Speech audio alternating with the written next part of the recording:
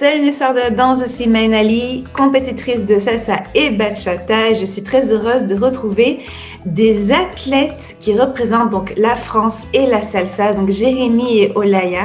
Ça se peut que si vous n'êtes pas encore très au courant de ce qui se passe au niveau compétitif, vous ne les connaissez pas, mais nous, dans le monde de la compétition, on les connaît très bien. En effet, Olaya vient de San Sebastián, puis elle a une formation dans la danse de salon, la danse classique. Elle s'est spécialisée aux États-Unis dans la salsa portoricaine.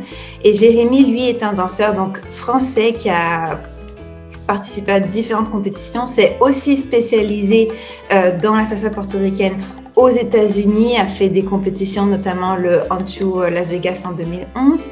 Tous les deux sont compétiteurs, des danseurs internationaux et les directeurs de leur propre école, donc Salsa Academia. C'est hyper intéressant pour nous de parler avec eux parce que ce sont les champions de France, de la Fédération française de danse. Donc, ils vont avoir des questions que j'ai jamais pu poser à d'autres personnes parce que eux font partie de la Fédération française de danse. Ils ont été plusieurs fois champions du European Salsa Cup et ce sont des athlètes, comme on a dit, du World Salsa Summit, du World Latin Dance Cup en Salsa on One catégorie professionnelle. Donc, on va rentrer directement. Merci pour votre temps. Comment a été votre premier cours spécifiquement de salsa? Pas ensemble, avant de vous connaître. Pas ensemble, tu veux dire comment ça a été les premiers cours que j'ai donnés qui n'avaient pas Jérémy. Ou que tu as pris. Que tu as pris, c'est ça, à l'époque. J'ai pris. On remonte très très loin. C'était en 1975. Non. Quand j'ai commencé la salsa, moi j'avais 18 ans. Donc on peut dire que j'ai commencé tard à danser. Et j'ai commencé le premier cours de salsa exactement, franchement, je me rappelle pas. Je me rappelle mon premier cours de danse en général. J'avais la boule au ventre, j'étais stressée parce que c'est quelque chose que j'ai voulu faire depuis très longtemps et que face à cette opportunité, je me sentais surexcitée. Je me rappelle de ça. Après, on n'avait pas les vidéos et tout ça à l'époque, le téléphone. Donc à la fin, j'ai noté les pas, comment ils passaient, j'ai regardé la prof. Comme ça, c'est ça, cette adrénaline, je l'avais dans les cours par l'envie d'apprendre. C'est ça que je me rappelle, en général. C'était quoi comme danse à l'époque? J'ai fait les 10 danses de salon. Ok. Cha-cha-cha, boléro. Ok, parfait. Et toi, Jérémy, est-ce que toi, tu te rappelles de ton premier cours de salsa? Je me rappelle, je voulais faire de la salsa. J'avais vu dans un parc exposition une représentation. Ça m'avait plu.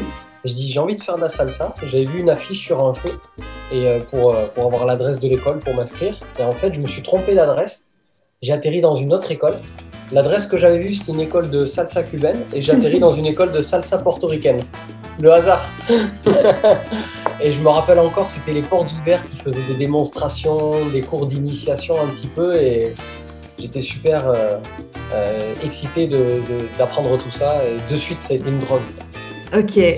Oh, ok, donc tu aurais pu te tromper et rentrer dans un cours de rock et l'histoire aurait été totalement différente ou pas? C'est ça, de salsa cubaine. En fait, notre école, c'est une salsa cubaine, mais vraiment axée sur les ruedas, etc. Donc, j'aurais peut-être fini à Cuba, là. Tu es en train de m'interviewer en direct de Cuba.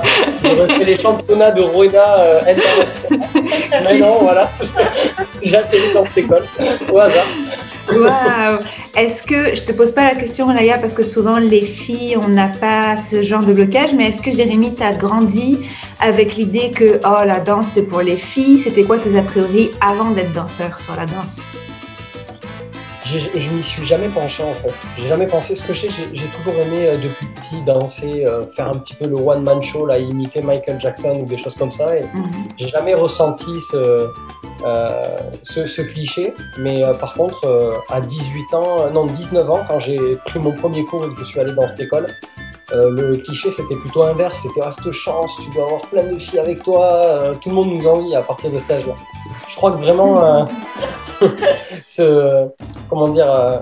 cette dénonciation un petit peu de la danse pour les garçons, ça se fait plus à l'adolescence et ça je l'ai pas vécu parce que j'en ai pas réellement fait. Ok, Et peut-être aussi, ça dépend le style de danse, non? Parce que peut-être plus dans les danses classiques, en plus c'est une danse que c'est plus pour les filles. Alors que la salsa, peut-être ça passerait mieux parce que c'est plus latino, en plus il y a des filles.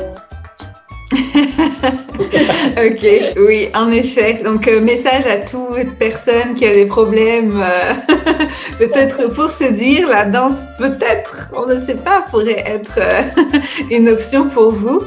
À l'époque, quand vous avez commencé, c'est quoi qui vous a plu? Parce que vous m'avez dit, ah, ça m'a tout de suite plu, mais est-ce que vous vous rappeliez exactement c'est quoi qui vous a allumé?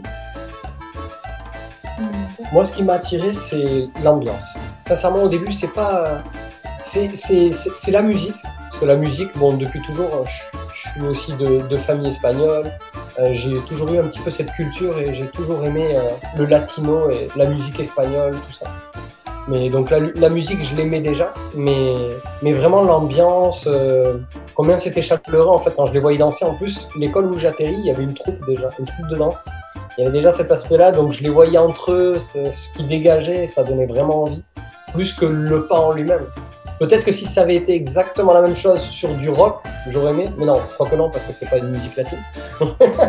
Mais bon, non, je sais pas, ouais, c'est vraiment ce que ça dégageait en fait, ça m'a vraiment plu. Ok. Et toi, Laïa, est-ce que tu te rappelles? Moi aussi, c'est les soirées.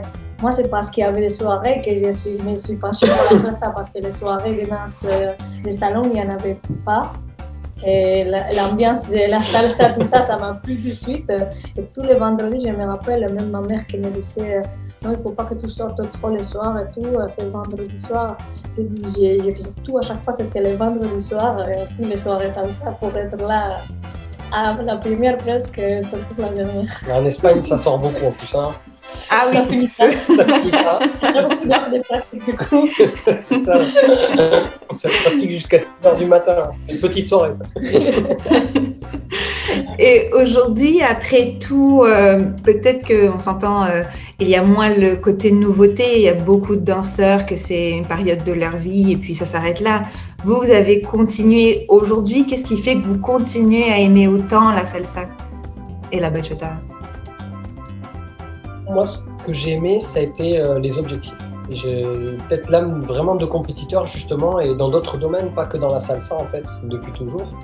J'ai eu la chance, quand je suis parti en formation à San Francisco, d'avoir cette éducation de compétition avec le coach qu'on a pu avoir.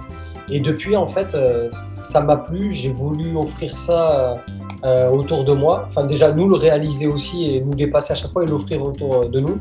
Et ça prend beaucoup de temps, en fait. Donc, rien que ça, déjà, ça nous a pris 10 ans. Ça fait, en fait, nos 10 ans de compétition. Et ensuite, toujours cette envie d'apprendre plus. Je pense que la salsa, pour tout comprendre et arriver vraiment à maîtriser tout ce qu'il y a, il faudrait plusieurs vies. C'est ce qu'on dit toujours à nos élèves, en fait. Donc, du coup, forcément, le temps passe. Et moi, pourquoi je ne me lance pas de la salsa? La première chose, c'est parce que c'est une danse joyeuse et j'aime toujours partager la joie. C'est plus facile et parce que c'est social, parce que c'est avec les autres. Et j'adore le contact avec les autres. Donc, finalement, c'est un peu un rêve, non? C'est être heureux avec les autres. Ah. C'est très beau. On est complémentaires, hein. Ici, il y a la compétition, ici, il y a le rêve. Ça, c'est pour la partie professeur et la partie pourquoi je danse en soirée. Et bien sûr. Oui. Après, pour la partie compétition, pareil. C'est pour avoir les objectifs et pour être meilleur danseuse et danseur.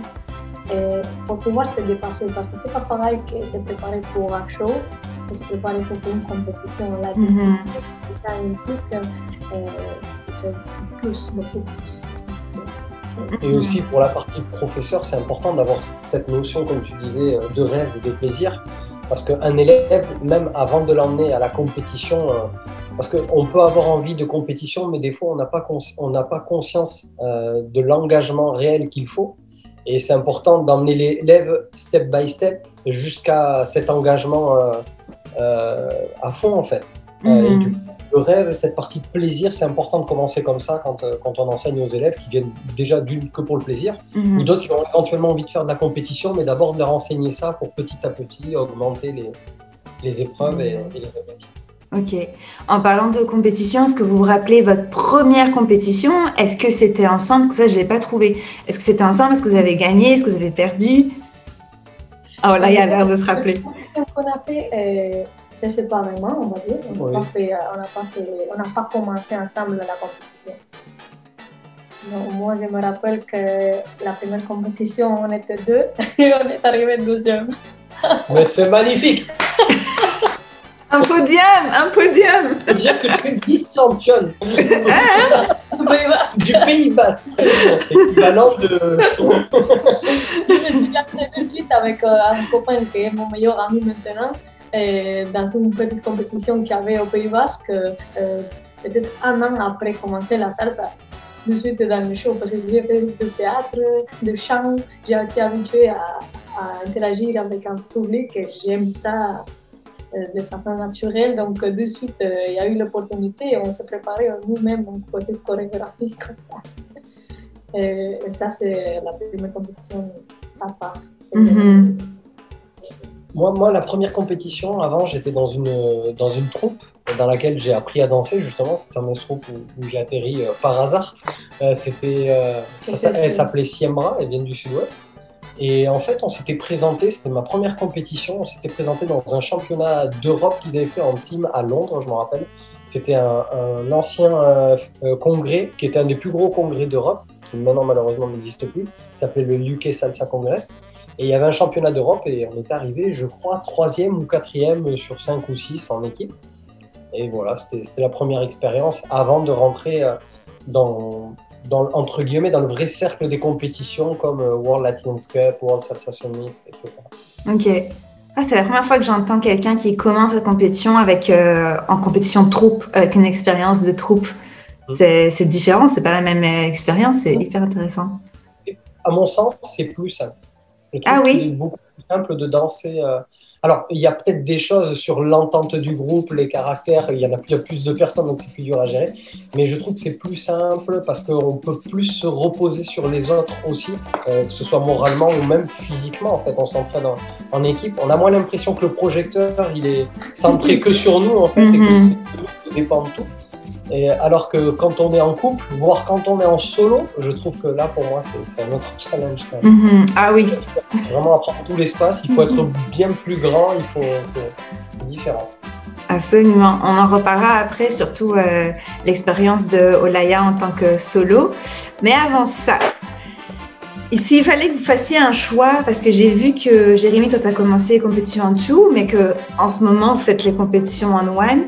Si vous devez choisir qu'une seule salsa entre la salsa en ligne en one, la salsa en two, salsa cabaret, je sais pas moi, salsa caleña, salsa cubaine, ça serait quoi votre salsa?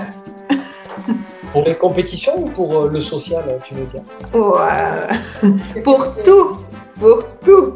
Du choix. En réalité, pour expliquer un petit peu notre choix, nous, avec Olaya, on aime autant la salsa en one, en tout. Je ne parle pas de caleña parce que je ne la connais pas, je ne la maîtrise pas du tout. Mais salsa en one, salsa en tout, pour nous, on aime autant l'une. Enfin, j'aime autant l'une que l'autre à danser en social. Mais notre choix, il a été penché à cause d'une compétition qui est le World Salsa Open, qui était à Puerto Rico, qui aujourd'hui a bougé et va peut-être être fait en Europe. En fait, dans le World Salsa Open, il y avait une partie show et une partie improvisation. Et nous, dans notre manière de ressentir les choses, de danser et d'amener notre ressenti, notre force, notre caractère au public, on se sentait beaucoup plus prenant en one. Et c'est pour ça qu'on a décidé en fait de changer et de créer nos chorégraphies en one. Mais toutes nos premières chorégraphies, même ensemble d'ailleurs, c'était on two. Okay. C'est le jour où on a décidé de faire cette compétition open, que d'ailleurs on n'a pas fait au final. On ne sait pas pourquoi, avec la force des événements, etc. Ça a fait qu'on n'y a pas été. Et du coup, en fait, on a dit oui en one. On se sent plus puissant en fait quand on amène les choses au public. Et c'est pour ça qu'on a choisi en one. Par contre, en social, voilà. Pour ma part, c'est impossible de choisir. Ça dépend vraiment de la musique et la personne que j'ai dans mes mains, en fait. C'est ça qui va déterminer la danse que je vais faire. Ok. Toi, Olaya, pareil. Bah, c'est facile, ça. Non, c'est vrai.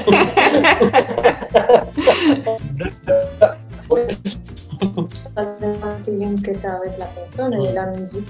Il n'y a pas quelqu'un qui est mieux que l'autre. Tous les salsas, c'est bien. On essaye de défendre ces valeurs auprès de tous nos élèves, d'essayer de ne pas avoir de préférence, parce que même si on peut ressentir une préférence, mais la préférence des fois fait qu'on peut passer à côté de certaines choses, comme certains clivages qu'il peut y avoir aujourd'hui avec non, moi je veux danser que la cubaine ou je veux danser que la porto. Maintenant on est à moi je veux danser que le on one ou je veux danser que le on two. Ensuite il y a moi je veux danser que le New York style ou moi je veux danser que le palladium, et au final ça fait trop de divisions. Et je pense qu'il y a certaines personnes qui des fois loupent certaines opportunités de danser avec une cavalière ou une certaine musique parce qu'ils veulent rester dans leur dans leur univers, alors qu'en fait il y a tellement de possibilités. Même sur la même danse, tu peux danser un petit peu de pas avec Cadena, faire un ténon et ensuite faire un cosmoli. En one, on tout aussi d'ailleurs, c'est pas une compétition sociale, il y a personne qui va juger, qui va dire t'as changé de temps dans ta danse. Ouais, c'est vrai. Et toi, tu ressens que c'est un peu mieux, que tu sans te rendre compte, tu es en train de danser un petit peu plus en tout. C'est ça. Et après, tu repasses en one. Voilà, c'est le but, c'est de s'amuser, d'être calé sur la musique et de s'entendre. N'étant pas un grand bachatero, je dirais que pour moi, en fait, se fixer une limite à dire je veux danser que le on one ou que le on two en soirée, ça serait comme une personne qui entend une bachata et qui s'oblige à danser que de la sensuelle ou que de la dominicaine. Alors que la musique, peut-être en elle-même, va proposer à un moment donné un moment où il faudrait plutôt enchaîner de la dominicaine et le reste du temps de la sensuelle. Et je trouve ça dommage de se cantonner à une chose. Ok. Comment vous gérez quand vous perdez les échecs? Comment vous gérez? Vous gérez les échecs lors d'une compétition? Olaya, elle pleure. Super. Moi, je me mets en colère. Voilà, on est entre nous, hein. Ah oui. Partagé 56 000 fois. Mais vous vivez les émotions à part ou ensemble? C'est difficile. Par exemple, quand on a commencé, qu'on était dans les derniers, la première compétition, on n'a pas trop mal vécu parce que c'était le début, donc on s'est dit c'est normal. Non. Et ensuite. World Latin Cup 2014. En fait, on a eu un passage. Nous, on a toujours perçu les choses comme ça. Souvent, les gens veulent de suite professionnel, regarder au niveau. Je pense qu'on fait partie des seuls Français. Bon, à l'époque, déjà, il y avait que nous en français, puisque le World depuis 2011. Mais je pense qu'on fait partie des seuls Français qui ont fait le choix d'aller à l'étranger et de commencer en amateur et après d'aller en professionnel. C'est-à-dire qu'on a fait tout, on a fait les divisions amateurs alors. Et je me rappelle une année, on a dit bon, ça là, c'est notre année, on va gagner le championnat amateur. On est arrivé en amateur en tout et on est arrivé premier, effectivement, en demi-finale. Après avoir fait moins de 3 ans d'amateur, oui, c'est ça. Là, on était en fin d'amateur et on a dit cette année, c'est la note, ça y est, maintenant, je pense qu'on a gravé un échelon. On veut gagner, on y va pour gagner. C'était en 2014. Et on arrive premier en demi-finale. Et puis en finale, il y a eu un gros changement de situation. Alors pour nous, on a vraiment fait le show encore mieux. Et là, on arrive, combien? 5e, 4e, 5e? Ouais, dernier de finale en fait. On était finaliste. De premier, on arrive à dernier. Et franchement, on ne comprenait pas du tout. Et cette année, pour nous, je pense, ça a été un des plus gros échecs. On a eu de la chance de tomber sur un juge sympa qui de lui-même est venu nous voir, nous expliquant un petit peu des fois aussi les politiques qu'il peut y avoir dans la compétition, comme quoi on n'était pas amateurs à leurs yeux, qu'il fallait laisser la possibilité aux amateurs, mais bon. Et aux personnes qui étaient un peu plus jeunes, et nous, c'était un peu bizarre comment ça avait été fait. Oui, explicite. C'était pas quelque chose, mais on a compris le message. Mais... On nous dit qu'on a fait des fautes, on regarde les vidéos, il n'y a pas de fautes, on ne comprend pas. Oui. Et là, cette année, ça a été vraiment l'échec. On était au fond du seau. Mais on a toujours voulu, malgré tout, rester soudés, en fait. C'est-à-dire que même si après, il y a une partie où l'un et l'autre va avoir besoin de se retrouver, l'un peut-être de pleurer, l'autre aussi, ou l'autre se mettre en colère. Mais on veut vivre les choses ensemble. C'est ce qu'on a essayé de faire à chaque fois, en tout cas, malgré tout, de parler, d'être entre nous. Et quand on sent qu'on donne peut-être un peu trop de sentiments sur l'autre et qu'on l'affecte trop, ben là, on se sépare et chacun vit les choses de son côté. Okay. On va dire que c'est... pour les bons comme pour les mauvais moments, en fait, de choix d'être partenaire. On est plus unis dans l'échec quand on a jamais eu. Mais c'est ce qui nous arrive des fois, c'est juste le stress avant de monter à la compétition. C'est ça qui est... on ne prend pas des cours de comment gérer ce stress où on se prépare un an pour préparer une chorégraphie. Et quand les jours où on est là-bas, qu'il reste 3-4 jours, et les choses peuvent, on est à fleur de peau parce que les émotions sont là et là c'est difficile à pouvoir gérer. Donc avec les années, petit à petit ça va venir, mais c'est quelque chose qu'on essaye toujours de rester calme, de savoir pourquoi on est là, de comprendre à l'autre que l'autre aussi est stressé. Donc c'est un truc par exemple qui ne passe pas dans l'entraînement. Il ne faut pas se focaliser sur ça et s'énerver parce que ça va servir à rien. C'est de l'amour. C'est le psychologique. Vraiment... Dans la compétition, c'est peut-être 80% de la note. Parce que beaucoup de personnes ont de la technique. Mais qu'est-ce que tu vas dégager, comment tu vas montrer ta chorégraphie va faire la différence.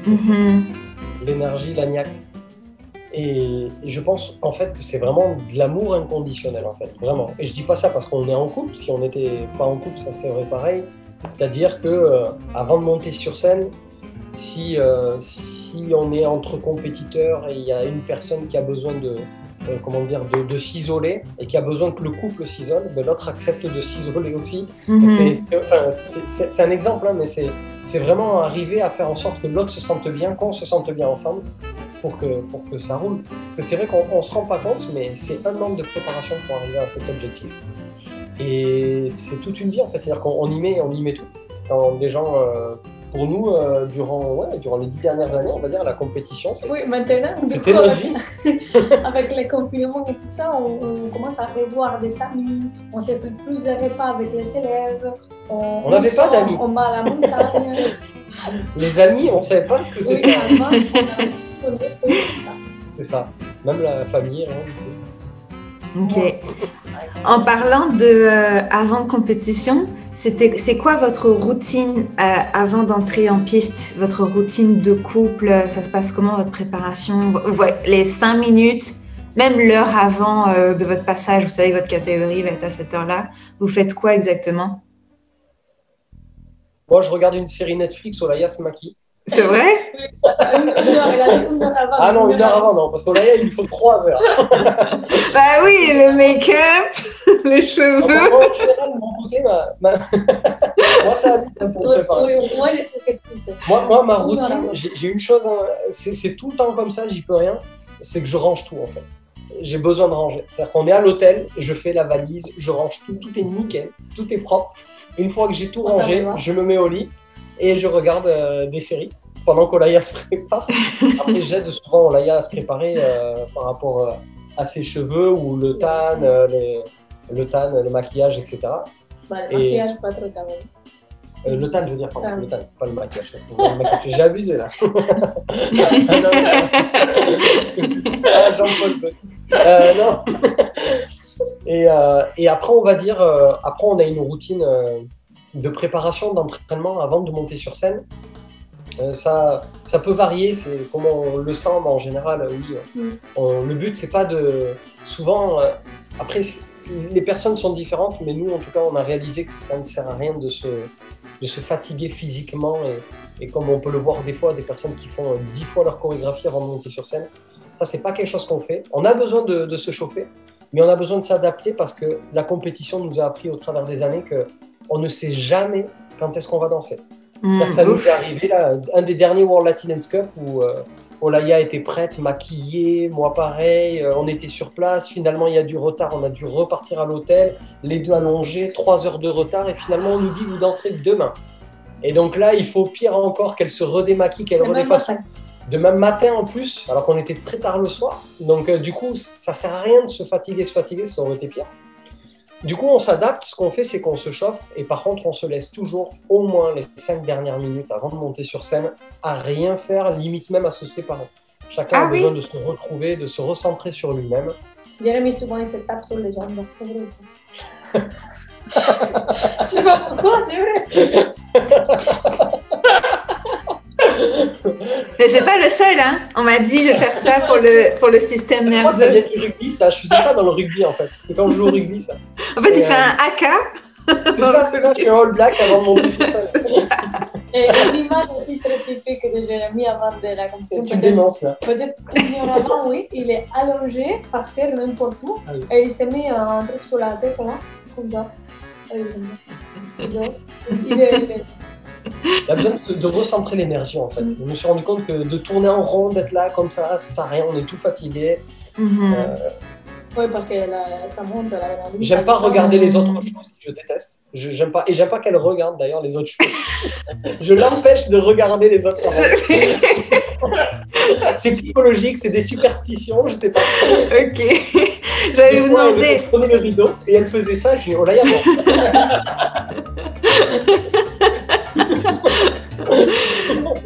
Est-ce que vous avez en parlant de superstition, des trucs, il y a beaucoup, c'est normal, j'ai interviewé beaucoup de personnes latinas qui prient avant de rentrer. Moi, on m'a dit, avant je faisais danse sportive comme Olaya, et j'ai le réflexe d'embrasser la piste. Je sais pas si ça est, mais on sait jamais. Non, avec la main. Ça c'est comme dans le Gladiator, il ne faut pas attraper la terre. Écoute, on ne sait jamais. Est-ce que vous avez des petits trucs comme ça, je ne sais pas. Est-ce que vous faites un petit bisou avant de rentrer en scène? Ça se passe comment? Nous, on s'attrape toujours les mains et on se fait un bisou avant de monter sur scène, même qu'à chaque fois elle me dit t'as du rouge à lèvres, enlève-le-toi. Moi, j'ai pris un réflexe, ça c'est un peu personnel, mais j'embrasse toujours cette bague. C'était la bague à mon papa que j'ai perdue en 2014 et c'est comme si je le sentais toujours avec moi et je sais pas, ça me donne de la force. Pour moi, c'est quelque chose que j'essaie de contrôler. C'est pas juste avant de rentrer dans la compétition, mais c'est en général les mois avant. Par exemple, je vais dans un endroit, je dis au revoir. Si la personne ne m'a pas dit au revoir, je dis on va perdre. Oh les gars! Ça, des tocs, il y en a plein avant la compétition. Au revoir, au revoir. Je dis, il faut qu'il me dise au revoir. Qu'il n'y a pas de sens. Petit à petit, j'essaye de dire que ça n'a rien à voir. C'est pas quelque chose qui va influencer. Je sais qu'il n'y a pas de sens. Donc des fois, elle va ouvrir une porte, par exemple, elle va me dire passe devant Jérémy. Je lui dis mais non, passe. Elle dit non, Jérémy, c'est très très important, il faut que tu passes devant. Et ça va être peut-être pendant 1 mois, 2 mois avant la compétition, ça va être des trucs comme ça sans arrêt. Sans arrêt. Des tocs. On est barjot dans la compétition, hein, il faut savoir. Oui, honnêtement, oui, même les superstitions, pendant longtemps, selon le numéro du dossard de mon partenaire, je pensais que ça me porterait malheur. Oh, faut pas rentrer dans des délires comme ça, c'est pas un bon chemin. Non. Je me rappelle, il y a notre coach, on a été coaché par les multiples champions du monde aussi, Raphaël et Karine, les Brésiliens. Et on s'est retrouvés en demi-finale avec eux, où ils dansaient aussi. Et je disais à chaque fois, j'espère qu'on va pas danser juste après eux, bim, on passe juste après eux. Je vais la voir, je lui dis, tu sais quoi, on passe juste après toi, j'espérais que non. Elle me dit, tu sais, tout ce qu'on espère, on le ressent. Voilà. Et au final, c'est un fait que on a fait un show qu'on n'avait jamais fait. Je crois que c'était un de nos meilleurs shows qu'on avait fait à l'époque au World. Ça nous a même motivés, mais c'était impressionnant. Je me rappellerai toujours. En fait, comment dire, du moment où ils sont rentrés au moment où ils sont sortis, on aurait dit que les gens, en fait, ils arrêtaient jamais de crier. C'est-à-dire, je crois qu'ils faisaient juste ça et les gens ils criaient. C'était incroyable. Et après, de France et d'Espagne, Jérémy Olaya, silence. Oh non. On nous connaissait pas du tout. Il y avait les gens de San Francisco qui nous connaissaient. C'était notre première année en professionnel. Okay. C'était impressionnant, franchement. Est-ce qu'elle a été dure cette transition? Parce que j'imagine qu'à l'époque, c'est quand même récent, la catégorie Rising Star. Est-ce que ça a été dur de faire cette transition? Est-ce que vous avez eu peur du jugement peut-être de vos collègues, de vos coachs, des juges, du public? Comment ça s'est passé au sein de votre couple sportif? Moi, j'ai vu ça de façon naturelle parce que comme on a compris implicitement en 2014, on devait tenter notre chance et de toute façon, c'est quelque chose qu'on voulait faire et on n'osait pas arriver à la première place. On voulait juste être meilleur que l'année dernière et voir comment les jurys allaient percevoir notre performance et avoir des retours sur notre danse pour pouvoir l'améliorer au fur et à mesure des années. Ce n'est pas un objectif d'un an. Ça me...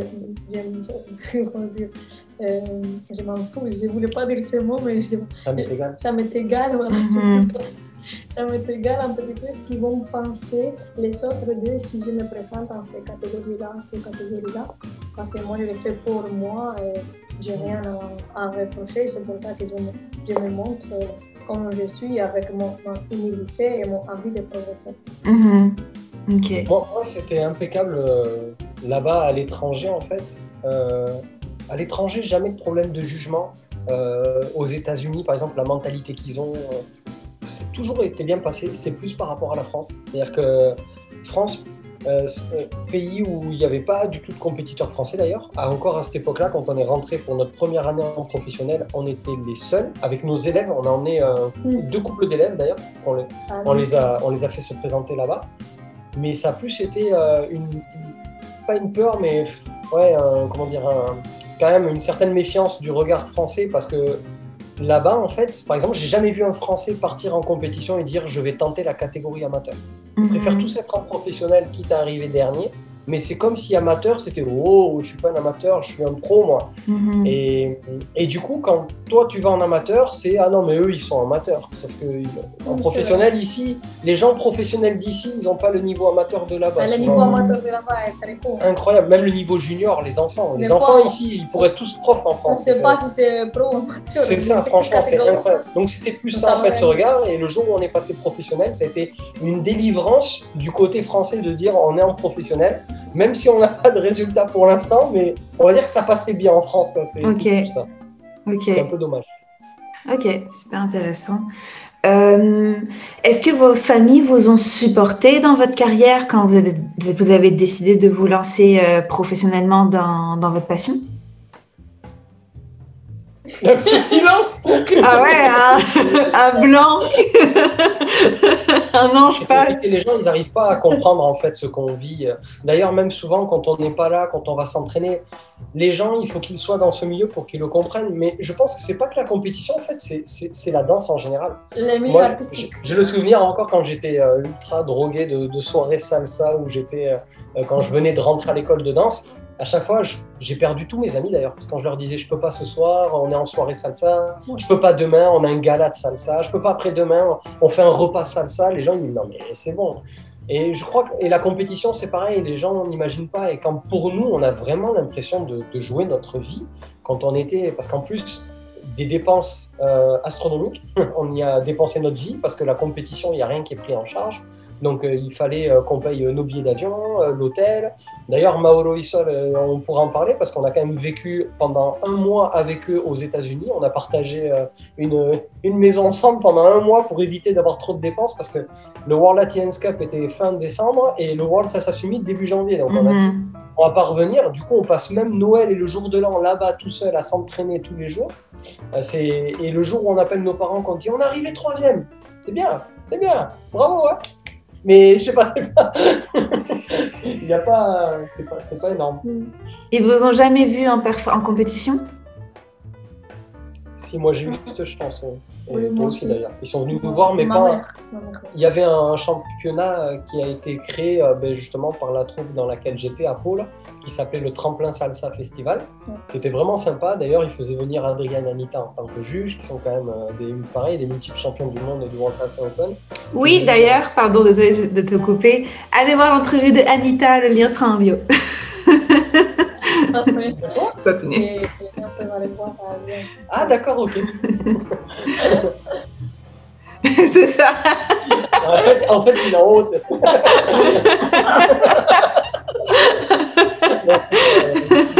Au cas où. Et du coup, ouais, on a eu de la chance, mais nos parents ils sont venus nous voir. Ouais. Non, mais c'était ton frère. Mon papa, ta maman aussi était venue. Ok.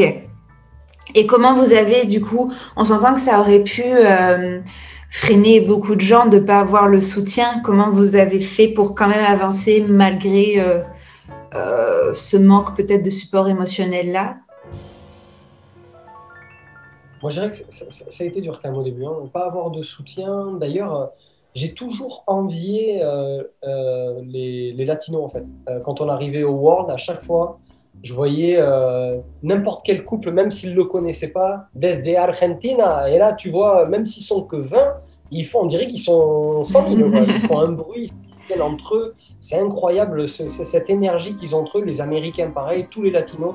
Je trouve ça magnifique et je crois que c'est ce qui nous a manqué. Mais on a eu de la chance, c'est qu'on a sympathisé quand même avec plein de monde, des gens aux États-Unis avec qui on a été coachés et les élèves justement des gens avec qui on a été coachés, des gens qu'on a rencontrés aussi en Allemagne qui sont suédois, colombiens, tout ça, qui sont là-bas. Et du coup, on a eu ce soutien-là parce que c'est la famille Salsa Mania. Salsa Mania, c'est la famille de notre coach en fait, leur école. Et ça, on a eu la chance d'avoir ce soutien-là. Mais c'est vrai que moralement, c'est pas évident quand voilà, même nos propres amis. Ils oublient qu'on passait ce soir, ils oublient de regarder une vidéo ou autre chose. Des fois, ça pouvait être touchant. Et les dernières années, avec ma famille, on a un groupe WhatsApp parce que mon père il avait 11 frères et sœurs, donc ils sont répartis par toute l'Espagne, il y a des personnes que je ne connais même pas. Et là, les 2 dernières années, même ma sœur aussi, avec les gens de son travail et tout, ils avaient tous vu en direct. Et ça, c'est quelque chose qui touche, j'ai les larmes aux yeux, de voir que les personnes sont avec toi, c'est super émouvant.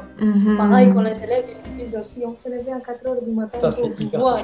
Les élèves nous ont apporté un gros soutien. Comme on t'a dit, que les émotions, ça va bien, mais moi, je vois un message comme ça, avant de monter sur scène. Bah oui, ça va, mais si je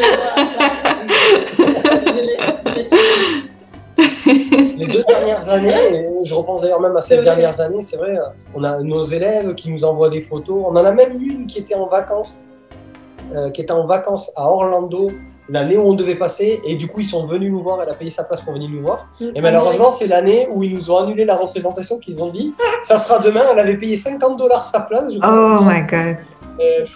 C'était énorme. Ah non. On l'a vu là-bas. Sinon, ouais, c'est touchant ça. Ok.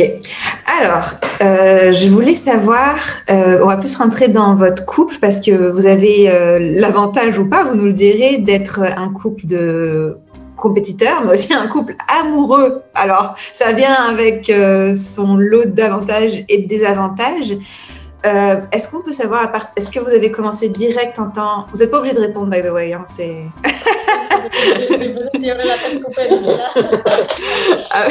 À partir de quand vous avez décidé de vous lancer aussi personnellement en couple?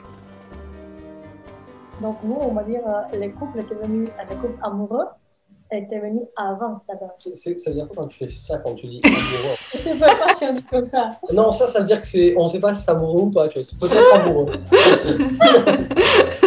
Je viens de l'apprendre en direct. On dit amoureux, hein, ça rassure.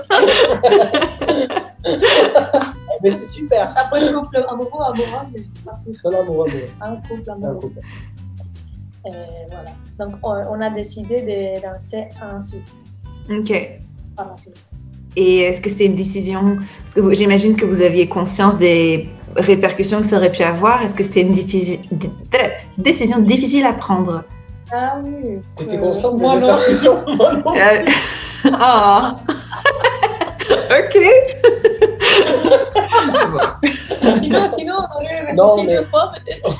Tous les deux, avant, en fait, on avait vraiment... c'était la vie amateur, la vie 100% passion. C'est-à-dire, moi, j'étais dans une troupe, c'était vraiment rigolade. On faisait un show, une compète entre 10 apéros. Et elle, avec son meilleur ami, franchement, mais c'était Walt Disney, quoi. Les deux, c'était Mickey et Minnie. Et c'est pareil, ils avaient conscience de rien. Et le jour où on a décidé de danser ensemble, bon...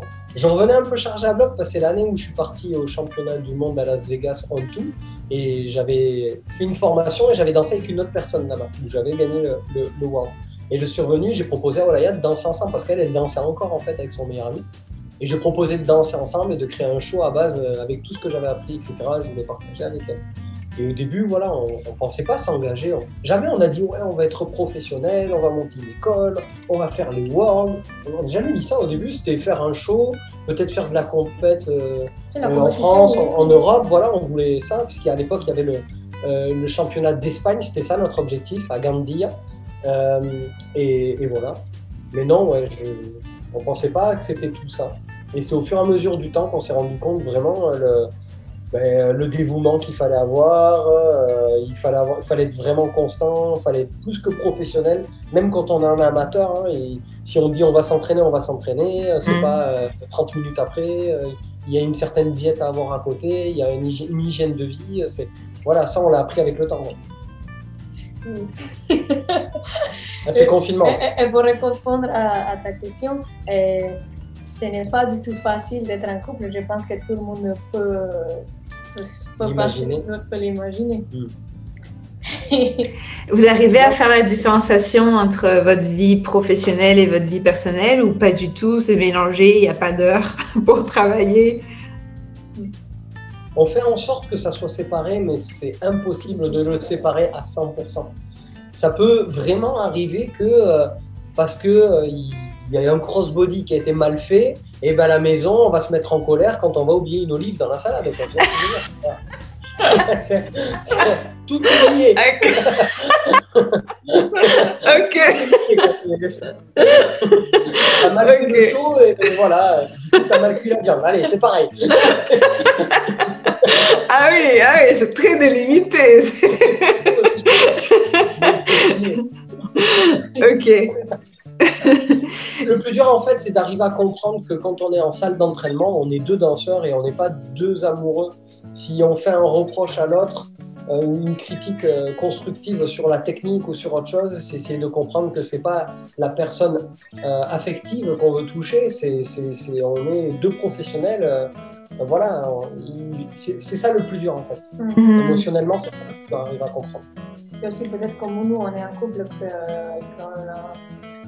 on se connaît très bien, on se permet peut-être de dire des choses à l'autre qu'on ne dirait pas si on a peut-être une relation professionnelle, qu'on ne connaît pas trop la personne, on lui dit peut-être d'une façon, mais là comme on a la confiance, c'est différent et ça peut créer des petits conflits. Ok. Je pense que tu n'as pas bien réalisé cet enchaînement. Mais qu'est-ce que tu fais là, cet enchaînement? Mais c'est pas... Ouais, le niveau d'exigence n'est pas le même. Mais comme dans la vie de tous les jours, on n'a pas le même niveau d'exigence avec son conjoint qu'avec des amis qu'on voit une fois par an. Totalement. Et en parlant de conflits, c'est une super transition. Merci Olaya. Comment vous faites pour résoudre les conflits du coup professionnel sur la piste que, comme tu as dit, parfois ça marche juste pas, il y a des jours où ça passe pas, tu sais pas pourquoi. Vous faites comment pour revenir au plus vite à la normale? C'est quoi votre méthode? On est obligé d'avoir une méthode ou pas? Non. On a passé par plein d'étapes. On a essayé l'étape et qui marche pas d'ailleurs, qui est l'étape que j'ai voulu essayer le plus, mais qui ne marche pas du tout, c'est insister. Ça ne sert à rien. Je vous le dis à tous, n'insistez pas quand ça passe pas. D'accord? Ça, c'est vraiment important.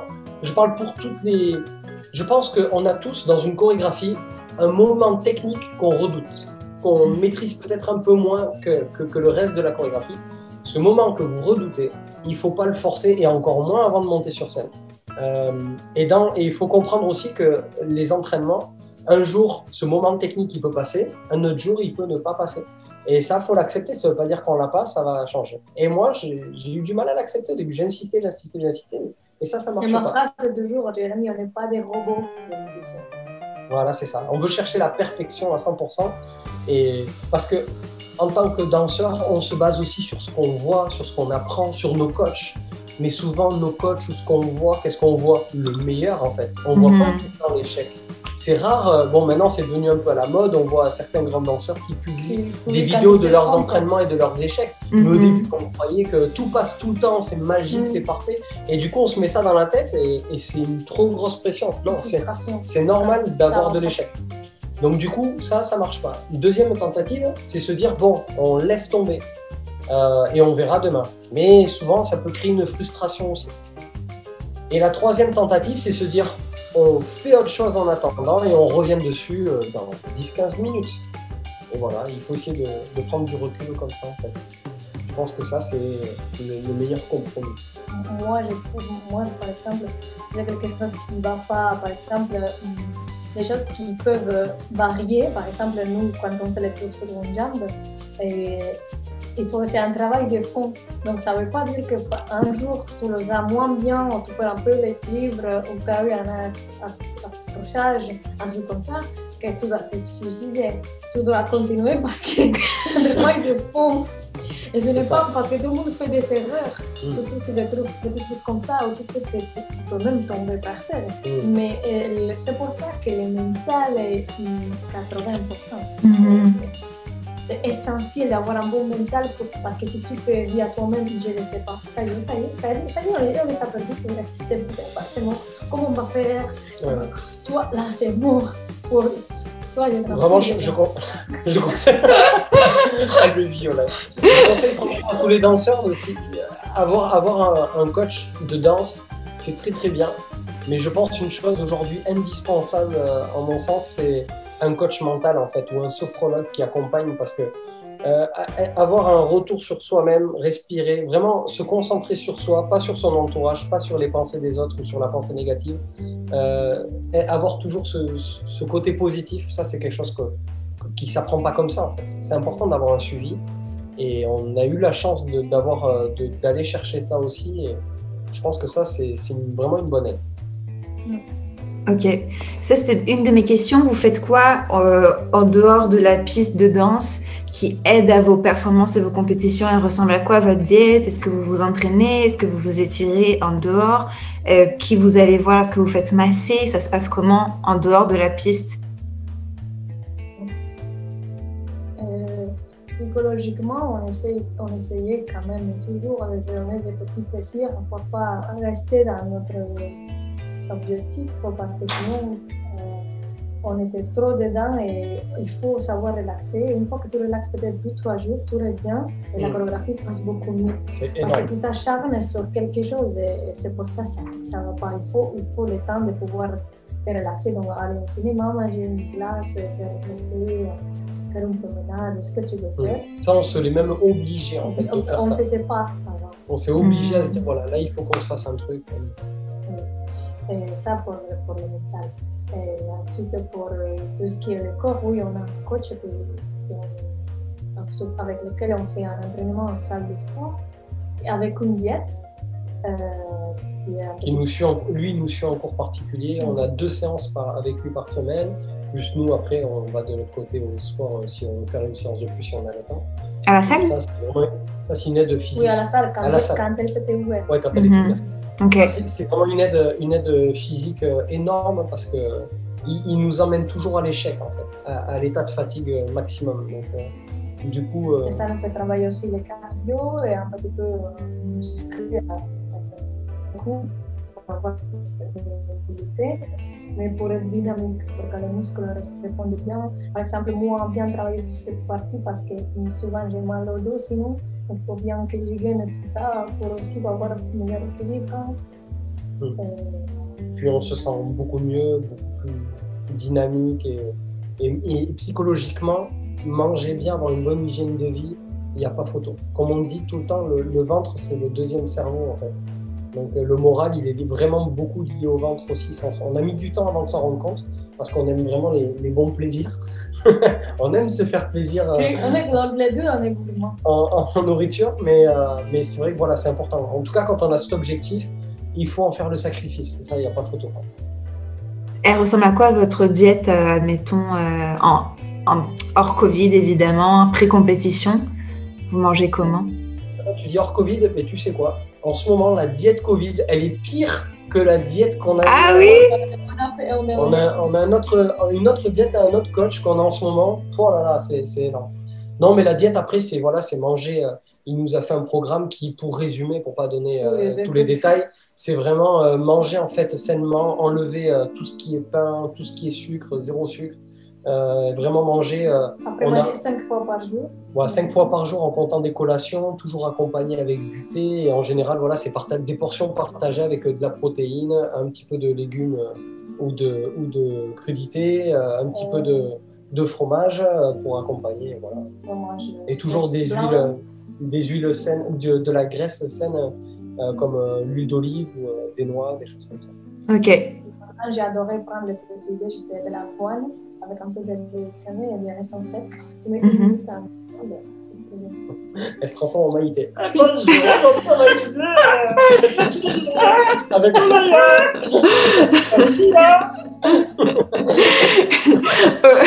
Olaria vient surtout de décrire c'est mon déjeuner d'horreur, de cauchemar. Je n'aime pas la voile, je déteste les raisins secs, je ne bois pas de lait. Ça serait l'horreur pour moi de manger. Il a été trop sympa avec moi. Moi, il me faisait faire une tartine de beurre de cacahuète avec des raisins secs dessus. C'est trop bon. Non. Tu peux choisir aussi de faire des œufs. Ok. Okay. Tu ne fais pas des cookies, quoi, t'as compris. Ouais, j'imagine que le Nutella, c'est mort. C'est pas vrai? Ah, cookies au Nutella d'Olaria. D'accord, c'est pas bon dans la conversation. Et en compétition, personne parle de comment bien manger pendant la compétition, parce que comme vous l'avez dit, on arrive, il y a la fatigue, il y a souvent le jet lag, il y a souvent l'attente, l'état de stress, le corps nerveux est mis sous tension, veut pas, même si on fait au maximum pour le garder le plus neutre possible. Il faut manger quoi entre la semi-finale et la finale, par exemple? Est-ce que vous prenez des snacks? Est-ce que vous buvez du café? Si vous entraînez le matin, est-ce que vous petit déjeunez? Elle ressemble quoi à votre diète lors de la compétition? Moi, je suis assez spécial et ça sera peut-être pas recommandé par tout le monde, mais c'est ma façon d'être. J'estime que dans une compétition, le cerveau, encore une fois, c'est vraiment le plus important. Et bien moi, je m'accorde un plaisir de ce qui me ferait le plus plaisir. Moi, je suis pas quelqu'un qui aime le sucre, les chocolats, les trucs comme ça, c'est pas mon truc. Moi, j'aime la junk food. Donc du coup, je vais me faire un burger entre la demi et la finale. Je vais manger un burger, c'est sûr. Je m'en ferai au moins un. Après, par contre, quand j'ai un show, généralement de la journée, c'est poulet et de la salade. Je prends même pas de comment ça s'appelle de sucre lent ou quoi. Et juste avant, par contre, le show, peut-être 1 heure avant le show, une banane. On a toujours des bananes avec nous. Mais sinon, je mange jamais avant le show. Jamais je vais me faire un repas. Dans la journée, j'aurai un repas, mon poulet avec ma salade. Et le soir, avant le show, parce que généralement, c'est souvent le soir. Ouais, les professionnels, ouais. Avant le show, c'est banane, mais c'est tout, rien du tout. Rien. Il y a aussi des yaourts qui vendent là-bas. Ah oui, avec des trucs tu mets dedans. Et sinon, entre les shows, moi, je me fais un plaisir parce que la diète, ça épuise souvent. On est un peu comme ça. Et du coup, ça me fait vraiment du bien moralement et on sent bien de me faire au moins un repas. Bon, moi, c'est ça parce que j'ai aimé ça, mais celui qui aime, je sais pas moi, se manger un gros steak, eh bien, il se fait un gros steak. Oui, moi, par exemple, j'aime les Chinois, donc je me commande un peu la chinoise. Par exemple, la viande avec le riz. Mais pas le jour même, hein. Ils vont tous manger un burger avant. Le jour même, j'avais pris ça le midi et on dansait le soir. Il te faut quelque chose de costaud. Après, avec les émotions et tout, je pense que ça brûle. Moi, je me sens bien danser, justement, danser, vraiment sentir que je suis là. Ouais, mais c'était plus. Moi, j'ai mangé un midi, c'était à 20h. Moi, si j'ai mangé un de la journée.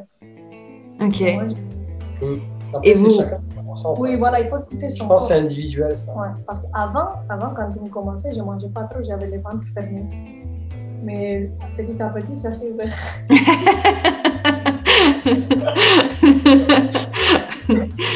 Et vous buvez quoi?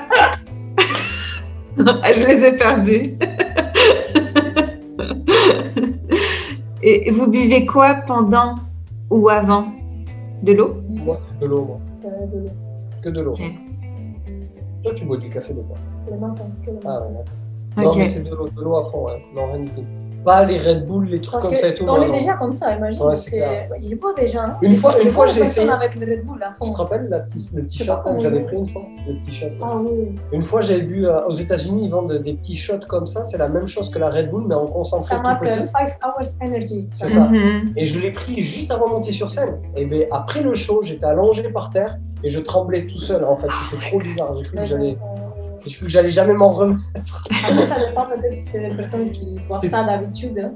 C'était dans nos débuts, on testait un peu de tout. Ok. Un produit. Oui, ça. Oui. Je ne juge pas. Ok, parfait. Je te pose la question parce que j'ai souvent, en tout cas, mon expérience, j'ai pas encore la solution, c'est que si on boit trop d'eau avant, on se sent hyper lourd et en plus, tu vas faire pipi toutes les 2 minutes, mais y aller déshydraté, c'est pas cool non plus. Oui, c'est ça. Et en plus, quand on a les costumes, pour la lever, pour aller aux toilettes et tout, oui. Je fais un ressenti, ça encore, hein, c'est propre vraiment à la personne. Hein.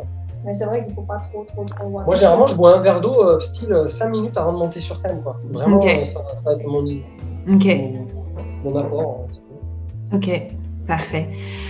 Comment, pourquoi vous pensez que votre couple, après 10 ans, il continue à être fort, alors que beaucoup de couples, c'est pas une question de comparer, c'est plus de trouver une inspiration, non, et des outils, alors que d'autres couples, de la salsa ou de la bachata et dans la vraie vie, ils vont rompre facilement.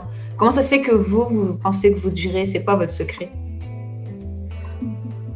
Le hasard.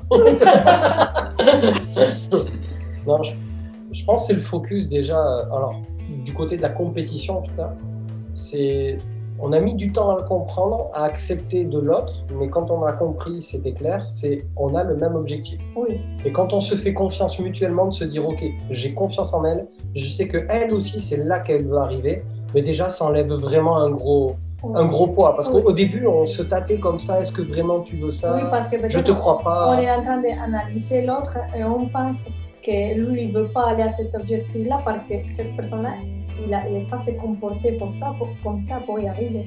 Mais l'autre personne, elle n'est pas comme toi. Mm-hmm. Donc peut-être qu'elle, elle se comporte comme ça, mais qu'elle veut y arriver. Seulement qu'elle a besoin de ces étapes-là, ou elle est comme ça, pour y arriver, parce que la personnalité, elle est différente.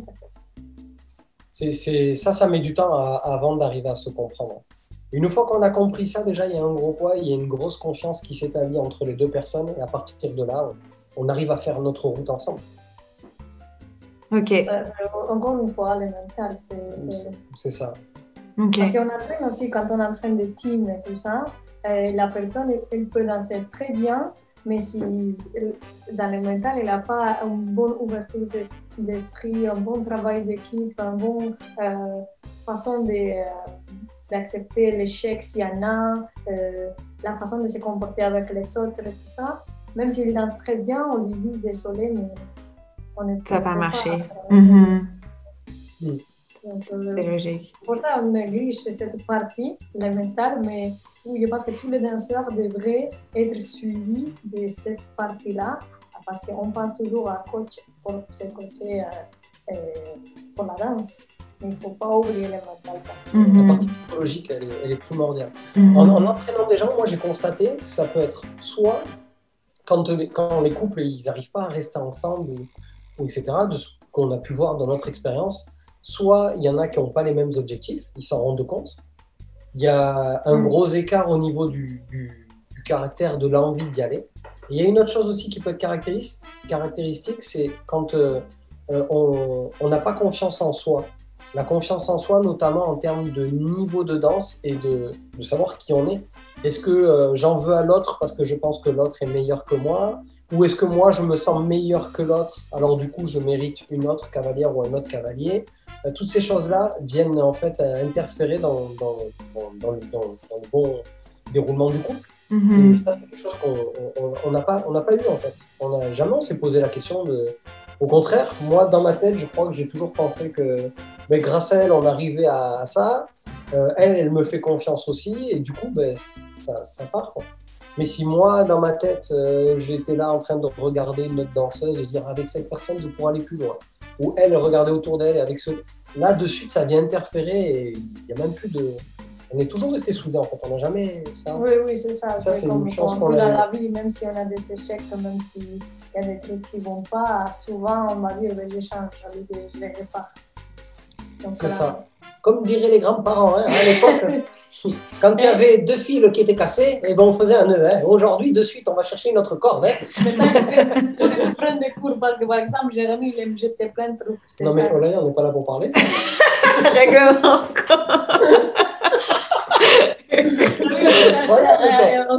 Vous savez tout. Non, j'aime le nettoyage. Oui, je trouve que ça libère l'esprit. En fait. J'aime ouvrir les placards de la cuisine, tout ce qui est périmé, papa. Olaya, s'il y a des choses de 2013, elle aime garder, c'est un souvenir. Quoi. Ah oui, vous vous complémentez. Ok. Comment vous avez géré les critiques négatives? Par exemple, une personne qui, par exemple, quoi, un jury, par exemple, ou quelqu'un qu'on ne connaît pas. Oui, honnêtement, parce que à force de faire vos interviews, là, vous les athlètes, j'ai découvert que tout n'était pas si beau et si rose comme je le pensais, tout arc-en-ciel avec des licornes, et que vous passez des moments assez difficiles, notamment des critiques, que ce soit du public, des autres. Un truc, par exemple, Paulina, elle m'a dit, Paulina Postadas, elle m'a dit que elle avait vécu qu'on lui jette des pierres sur la scène lors de sa finale. Mais est-ce que vous vous rendez compte, moi qui passe de monde de licorne à écouter ça? Finale face à Simone et Serena. Je sais plus c'est contre qui. Elle n'était pas du genre à. Vous n'êtes pas du genre en général, de toute façon, à parler négativement. C'est parce que je suis allée chercher. Voilà. C'était quoi les obstacles qu'elle avait vécu. Et du coup, j'aime savoir comment vous surpassez, c'est ça, les critiques du public. Ce serait quoi vos conseils pour quelqu'un qui reçoit je sais pas, Moi, des je mots pas analyse cool? la source, d'où ça vient. Non? Si la personne, elle va rien m'apporter parce que c'est très facile de critiquer.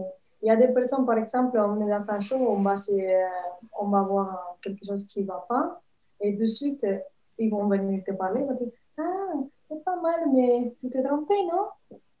Donc, j'essaie de faire omission, de dire, oui, c'est pas comme ça. Mais dans ma tête, je pense que cette personne-là, elle n'a pas Une bonne quelque chose intention. à m'apporter, tu vois, parce que à quoi ça sert de lui dire à la personne, moi, je ne ferai jamais ça. Franchement, qu'est-ce que tu veux apporter à la personne pour lui dire ça? Tu veux lui faire mal, c'est tout. Ça encore, je dirais que c'est une critique des fois, enfin beaucoup de fois, involontaire. La personne ne s'en rend pas forcément compte. On y attache tellement d'importance au show et la personne, en fait, a envie de montrer qu'elle a un regard connaisseur de la danse et va dire, c'était bien votre choix. J'ai vu, il y a eu un truc à un moment donné, mais c'est pas méchant, c'est juste, putain, j'ai vu, je sais le voir. Sauf qu'elle ne sait pas, cette personne, que ça peut nous toucher. Après, il peut y avoir des critiques, ça peut être dans l'univers professionnel. Ce que je reproche des fois un peu dans notre univers professionnel, c'est que il y a un problème d'acceptation en fait. Pourtant, c'est la base de la salsa. Musicalement, la salsa, ça fait référence à un mélange de styles. Mais en termes de danse, les gens, des fois, oublient qu'il y a un mélange de styles et qu'il faut accepter que un tour, tout le monde ne le prépare pas de la même manière. Tout le monde n'a pas le même style de créer une chorégraphie ou le même ressenti en entendant une musique, ce qu'il va y mettre dessus. Tout le monde n'a pas. Moi, par exemple, j'ai vécu l'époque où on nous critiquait en disant non, mais eux, c'est pas de la danse, c'est de la compétition. Parce qu'on était les seuls Français à faire de la compétition. Aujourd'hui, je vois ces mêmes gens faire de la compétition. Parce qu'ils ont vu que derrière, il y a un côté marketing, et au final, ils le font aussi pour le côté marketing. Ce que je veux dire, c'est que c'est pas constructif. Ça, il faut peut-être essayer d'être un peu plus déjà humble et aussi un peu plus ouvert qu'on est tous différents. Et après, il peut avoir, bien sûr, en tant que compétiteur, et ça, il faut l'accepter, c'est la critique au niveau du jury. C'est-à-dire qu'en fait, si on va faire une compétition, c'est qu'on veut qu'on nous juge. Donc, il faut accepter la critique. Il faut être ouvert à ça. Et ça, nous, je pense que notre force, c'est que de nous-mêmes, déjà, on a toujours été voir même les juges, même les autres danseurs, d'ailleurs, pour demander, en fait, leur avis, nous donner des conseils. On a toujours été ouvert sur ça. On n'a jamais été un regard. Et ça nous a aidés. Mais c'est vrai que des fois, je peux conseiller à certains de prendre du recul. Okay. Parce qu'aujourd'hui, comme dans le patinage artistique, comme dans plein de danses, on sait très bien qu'il y a de la politique aussi. Il y a des gens qui sont juges, non pas par connaissance, mais par lien d'amitié avec l'organisation peut-être, qui n'ont pas forcément un regard objectif sur toutes les techniques qui sont attendues en compétition, mais qui vont avoir un regard plus subjectif par rapport à leur style, leur vécu et comment eux, ils voient la danse. Ce qui n'est pas mal en soi, c'est leur façon de faire, mais ce n'est pas correct par rapport à la compétition. Et donc, du coup, avec ça, il faut arriver à prendre du recul. Si une personne, par exemple, vient vous voir en compétition et vous dit non, c'est pas bien, comment, enfin, je sais pas, non, ton style n'est pas bon. Non, on peut pas parler de style dans une compétition. Il faut que ça soit des choses qui soient vraiment Par exemple, ton claires. timing n'est pas bon. Voilà, ton timing n'est pas bon. Ta connexion, tu as perdu des mains. Voilà, des choses comme ça, c'est un peu plus explicite. Donc ça, il faut quand même avoir toujours du recul. Après, dans la manière de le gérer, bon, ben, on est tous humains. Moi, par exemple, j'ai l'air d'être peut-être fort, etc. Et je pense que je suis celui qui va être le plus touché des deux. Moi, ça va m'affecter pendant un mois. Ça dépend, Ça dépend qui. Ça dépend qui. Ça dépend qui. Okay. Si c'est Paulina qui me fait une critique, je vais être touché. Quoi. Parce que je sais qu'elle a un regard qui est objectif. Quoi. On les a suivis pendant longtemps, franchement. Après, la manière de comment Paulina, elle va te faire une critique, c'est en douceur. Elle te l'a dit, mais c'est en douceur. Tu sais pas comment tu te sens. Tu sais pas si tu en veux encore ou. Oui. C'est perturbant.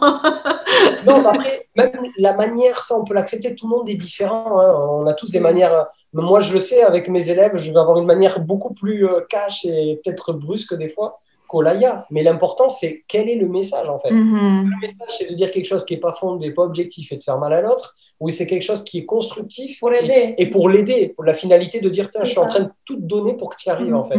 C'est ça qui est important. Et c'est ça qu'il faut que le compétiteur arrive à déceler quand un juge lui parle, en fait. Est-ce que c'est réellement pour lui? Est-ce que c'est pour se mettre en avant? Est-ce que, voilà, c'est ça qui est important. Quels obstacles vous avez dû surpasser que nous, en tant que public, on n'est pas au courant, on ne sait pas? Il y a un truc qui me vient à l'esprit. Toi aussi ou pas? Je sais pas, tu me fais peur. Ouais. J'ai cassé le stylo, là. Il y a des fois où on était prêts pour danser notre show et la musique a commencé. Et nous, on a fait comme si de rien, mais la musique, elle était à pitch plus 5. On a dansé notre chorégraphie beaucoup plus vite. En fait, on s'est regardé, on rigolait. C'était un show à Lyon organisé par Yannick Alamari et Martial Alamari. Le DJ s'appelait Romain. Voilà, vous le savez. Si vous le connaissez, dénoncez-le. Romain, si tu nous entends, hein, on est obligé d'en parler. Donc, nous, on a continué jusqu'au bout. On a tout fait comme on a tout. Mais on courait. Ah, c'était Speedy Gonzalez, ce show. Hein. Incroyable. Ouais. Et quand les gens te disent à la fin, ça se voyait pas. C'est même pas basique. On aurait dit qu'on dansait Calenia. Là, ouais. Oui, là, oui. C'est énorme, franchement, c'est incroyable. Est-ce que vous avez d'autres challenges qui nous sont arrivés et qu'on... Ah oui, par exemple, une fois, maintenant... Bon, mais ça, c'est quelque chose que les gens se sont rendus compte. Bon, quand ils nous sont présentés. Et maintenant, avec vous tous, Jérémy. Et moi. Et à la fin, je suis allée lui voir. Excusez-moi, vous ne m'avez pas présenté et tout. Ah, en fait, je ne savais pas comment prononcer. Ah. Du coup, je n'ai rien dit. Ah. C'est quelle bonne solution, ça. Bon. Ils disent Jérémy et Aya. Voilà, c'est. Oui. Par exemple, au Latinas Cup, une fois, ils m'ont déjà présenté Oléa. Mais bon, au moins, ils s'essayent. Ok. Au moins, je suis. T'as pas disparu de la scène, quoi, ou du couple. Une bonne chose que les gens ne savent pas, je pense, c'est qu'on a toujours eu un soutien inconditionnel de notre coach de San Francisco et de nos deux coachs d'ailleurs, Lise et John, qui sont de la troupe Salsa Mania. À tout moment, on a pu leur envoyer une vidéo, un conseil, on a toujours eu des réponses. On a pu même, moi avec lui, je suis un peu en relation de frère. Et même des fois dans des désaccords où on a pu se friter ensemble, il a toujours répondu présent. Il nous a accompagnés depuis maintenant notre début, en fait, depuis 2011. Depuis 2011, il est avec nous. Ça, c'est pas quelque chose qu'on expose, que les gens voient, en fait. Mais vraiment, on lui doit beaucoup. Hein. On lui doit vraiment beaucoup. Et ça, on sera toujours reconnaissant. Je pense que c'est important de se rappeler d'où on vient et de se rappeler des personnes qui nous ont accompagnés et aidés. Même le jour où on a du succès, c'est des fois dans le succès on oublie un petit peu les personnes les personnes satellites qui sont avec nous. Et en fait vraiment John, Elise, c'est incroyable, et Dalia du coup maintenant c'est un partenaire. En fait ils ont été champions du monde dans tout là, les 2 dernières années, au World Latin Cup. Ok, ok. Je voulais savoir pourquoi vous pensez que c'est important pour quelqu'un qui ne sait pas danser et qui veut savoir danser de prendre des cours. Elle est belle cette question. Cette question est magnifique. Je sais. Non, franchement, ça sert à rien. Aller dans les bars, faire des animations gratuites, ça ira très bien, franchement. Nous, école, nous sommes pour les bars et les animations gratuites. Nous vous enseignons. Non, je pense que c'est important. Non, parce qu'en fait, je n'ai pas trop compris là. Alors, en fait, pourquoi ça serait important pour une personne qui veut apprendre à danser de Ah, prendre des là, cours? sur le code, oui. Ouais, de prendre des cours. Je pense qu'en fait, comme tous, et je me rappelle, je l'ai vécu aussi. Bon, je m'étais inscrit à un cours de danse, mais c'est vrai qu'essentiellement, j'allais en soirée. Et tu te dis pas, tiens, je vais prendre un autre cours pour apprendre plus. À un moment donné, on se contente de la soirée. On est dans une société où on est éduqué avec il faut aller vite. Tout, on doit l'apprendre vite. Là, par exemple, tu as envie de te mettre à la guitare, tu espères arriver à jouer Still Loving You en 2 semaines. Mais c'est pas ça la vraie vie. Sauf que dans la danse, on a cette sensation et on peut donner cette sensation et ressentir cette sensation. C'est-à-dire qu'on va aller en soirée, on va faire un setenta, on va faire des choses. Et on se dit, ben, c'est bon, j'ai bien fait de ne pas prendre de cours, au final, j'y arrive. Sauf que c'est moche. Et on n'a pas une bonne technique et on ne serait pas capable de le faire à beaucoup de personnes et de manière convenable, de manière à l'aise, en donnant du plaisir réellement à la personne et qu'elle ressente que ça soit agréable. Donc, si vous voulez danser de manière propre, pouvoir danser avec tout le monde, pouvoir vraiment ressentir, augmenter le niveau et quand vous regardez une vidéo, dire « Ah, je commence à m'apprécier », mais c'est mieux de prendre des cours. Ouais. Et les cours, ce que ça apporte aussi, je pense que c'est bon pour le moral, pour notre vie sociale aussi. Parce qu'on est ensemble, on est en train d'apprendre dans un groupe, on vit des difficultés d'apprentissage, des réussites d'apprentissage. Toutes ces choses-là, je trouve que dans la vie de tous les jours, c'est agréable à vivre aussi. On apprend sur soi. En plus de ça, ça peut te donner aussi plus de confiance parce que tu sais que ton professeur il t'a dit oui, c'est bien, tu dois faire comme ça. Du coup, tu vas en soirée et tu es plus à l'aise parce que tu sais que tu fais les choses comme le prof t'a dit. Donc, ça va, si tu ne prends pas de cours, tu ne sais pas s'il faut bouger la droite, la gauche, à quel moment. Tu es plus excitante. Du coup, ça se ressent dans ta danse. La connexion va pas être au top parce que peut-être tu vas te stresser, tu vas te serrer tu vas être trop dur. Donc, ça te donne de la confiance pour être bien. Comme il a dit Jérémy aussi pour l'apprentissage en groupe, ça crée une émulation que tu vas tu vas pouvoir être meilleur petit à petit. Si tu vas en soirée, tout va évoluer, c'est sûr, mais tu vas peut-être prendre des mécanismes qui ne sont pas bons pour la suite et tu vas toujours faire la même chose. Même si les garçons, des fois, ils regardent pour voir comment aussi on peut apprendre en regardant, mais il n'y a rien comme la pratique et un professeur qui te dit regarde, si tu mets la main plus à droite, tu vas voir que ça va le faire beaucoup mieux. Et d'un coup, peut-être ça, il aurait appris en soirée en 2 ans, et là, de suite, il a des déclics et il va faire beaucoup plus vite. Après, je comprends, il y en a qui disent moi, ça me suffit comme ça. Oui, d'accord. C'est leur choix. Mais ils ne vont pas évoluer, ni la danseuse va être plus à l'aise à chaque fois quand il va danser avec lui parce qu'il va faire toujours la même chose à peu près. Okay. Je conseille aussi, au-delà même d'apprendre avec plusieurs personnes, des gens différents aussi. C'est important. De jamais se cantonner juste à un apprentissage parce que ça, c'est le côté, les effets pervers en fait de la danse sociale, je trouve. Et c'est un bon effet aussi, hein. C'est que souvent, on se sent tellement bien comme dans une famille, dans une école, etc. On ne veut voir que par ça, mais c'est important. Au moins pour des stages ou autre chose, d'essayer d'ouvrir notre esprit, de dire, tiens, je vais aller essayer à cette école aussi.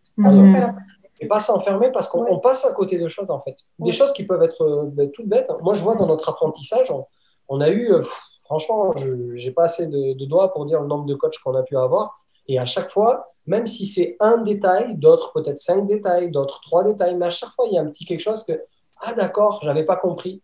Même si l'autre coach te l'avait dit, mais il l'a dit d'une manière que ce n'est pas rentré dans la tête, et l'autre, oui. Donc, c'est important. C'est vrai. C'est quoi l'erreur que vous voyez la plus fréquente en salsa en social, sur la piste? Moi, je dirais le timing. Être sur la musique. beaucoup de personnes sont hors timing, donc dansent sur le 3, après sur le 5, 2, 1. C'est ce qui me, c'est ce qui me met le plus content. Le reste, si le timing, si on est sur la musique, déjà, on peut arriver à se comprendre. Mais si on n'est déjà pas sur la musique, pour se comprendre, c'est encore un peu plus difficile. Pour moi, c'est le point le plus principal, le point principal sur lequel on doit travailler. C'est le plus principal, hein? En France, pour moi, c'est pas une erreur en soi, mais c'est quelque chose que je regrette. Trop de concentration sur la technique, trop de concentration sur qu'est-ce que je vais faire, et je vois pas des gens qui profitent et qui s'amusent. Et je trouve même d'ailleurs qu'on est marginalisé, on nous regarde comme si on était des bêtes sauvages. Dès que nous, on va danser, on va se lâcher, on va faire des shines en s'exprimant, en faisant quelque chose, et les gens, ils sont là, oh, ils veulent faire un show ou quoi? Alors que tu vas en Amérique latine, tu es à l'étranger, les gens, ils le vivent, ils sont mais là, même etc. juste un peu ça comme ça, là, 1, 2, 3, 5, 6, 7, mais en les vivant, tu vois. Ça. Et pas être robotique. Allez, tout à gauche, tout à droite, hop, cette passe-là, t'as aimé? On continue. Hop, tu vois, et qu'est-ce qui se passe? Des fois, ils disent non, mais ça, j'ai fait après parce que pour l'instant, j'ai des vices. Donc, je n'arrive pas trop. Non, par exemple, quand on vivait la soirée en Espagne, même moi, comme exemple, que je ne connaissais rien du tout, de samba basique, et j'ai donné ma vie sur cette base. Elle donnait tellement sa vie que tu dansais avec elle et à la fin du basique, elle était plus devant toi. La cherche, elle était de l'autre côté de la piste. C'est ça qu'il faut qu'on essaie, nous on essaie de transmettre aussi aux élèves, qui se lâchent que quand on est en soirée, on n'est pas là ici pour faire une performance, on est là pour s'amuser. Donc, même si c'est un petit peu comme ça, on s'en fout, on n'est pas ici pour être jugé, on est là pour s'amuser, pour partager quelque chose avec l'autre, pour lâcher un petit peu cette journée difficile qu'on a eue au travail, tout ça, c'est la façon d'exprimer cette joie en se lâchant, tu vois. Allez, on oublie tous les problèmes et c'est parti. Oh.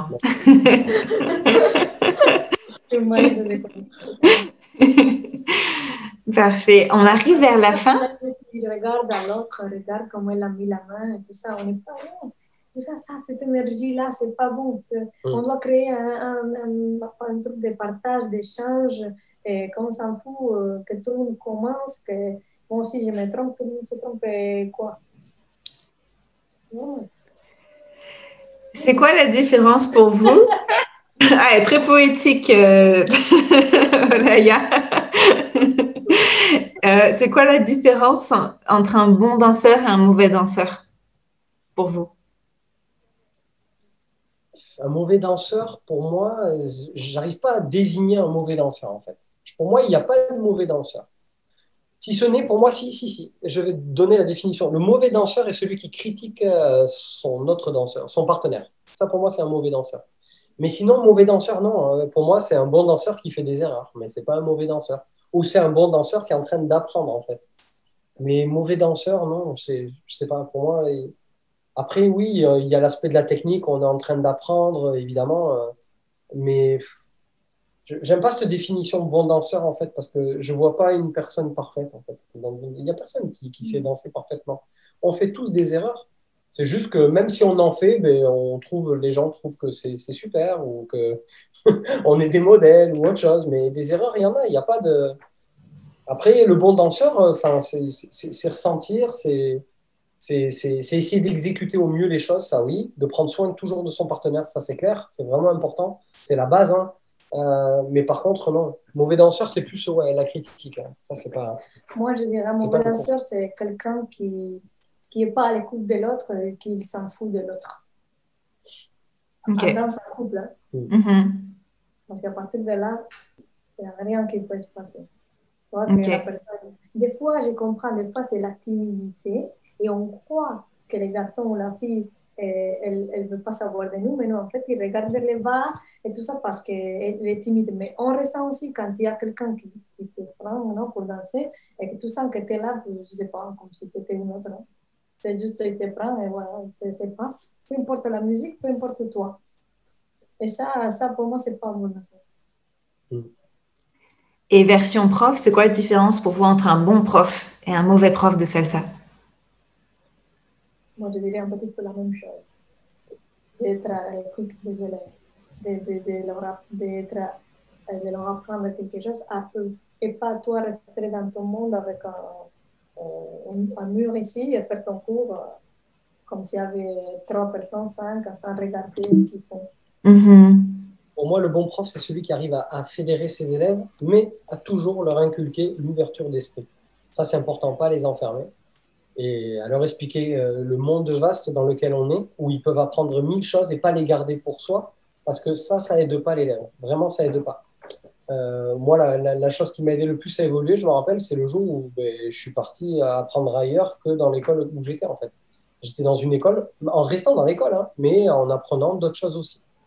Et la deuxième chose, c'est le bon prof, pour moi, c'est celui qui élève, en fait. Parce que tant que tu élèves, mais tu te mets à jour, tu continues à apprendre et tu offres toujours le mieux pour tes élèves. Tu t'assures, en fait, d'être toujours à la page, à jour, quoi, et de continuer à apprendre. Parce que ça c'est important, en fait. On peut pas enseigner à un élève des techniques qui se faisaient en 1990. C'est pas possible.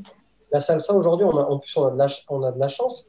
On est dans un milieu qui est pas comment dire, cloisonné au niveau d'une fédération où on impose des choses. Alors, c'est une chance et c'est peut-être aussi un inconvénient, mais en tout cas, la chance qu'il y a, c'est que du coup, ça ouvre la porte aux fusions et on a des gens qui viennent du classique, des ballrooms, du hip-hop, tout ça, qui vont offrir de nouvelles choses, qui vont se fusionner, qui vont devenir presque naturelles et qui vont faire partie intégrante de la salsa. Et ça, c'est important de le connaître, de l'apprendre, de l'enseigner à nos élèves. En parlant de fédération, oh, pardon, Laïa, dis-moi, pardon. Non, elle a juste... Ah, ok. Ah, hip-hop. Mais oui, question fédération, c'est quoi en fait, je vous explique. Quand je suis arrivée ici, je me suis un petit peu intéressée à ce qu'ils faisaient. Ok, je quitte la France du monde de la danse sportive où c'est hyper cadré. Tu fais partie du WDC ou du WDSF qui sont 2 fédérations claires, nettes, avec des règles, des juges, compétition chaque semaine. Je m'en vais au Canada, j'arrête la danse sportive où il y a une fédération de salsa canadienne avec le Canada Salsa Congress à Toronto, on a en Algérie. Je reviens en France et là, je me dis, qu'est-ce qui s'est passé avec la salsa et la fédération française? Il y a quelque chose qu'il me manque, des informations qu'il me manquent parce que je me dis comment ça se fait qu'on soit aussi cadré niveau danse sportive avec des niveaux de malades et qu'en salsa, on est autant de bons salseros et autant bons danseurs, mais qu'on n'est pas du tout, pour le coup, à part littéralement vous et moi en salsa que je connais, moi je suis amateur, et quelqu'un d'autre que je connais en bachata, qu'on soit très peu représenté, alors qu'en Italie, ça cartonne, en Espagne, ça cartonne. C'est pas comme si, on est bien encadré quand même. Il se passe quoi avec la Fédération française de salsa? Expliquez-moi. Oui, je pense qu'elle est née trop tard, non? Et ça fait seulement 3 ans qu'elle existe, non? Bon, la Fédération française de danse, bachata, salsa, samba.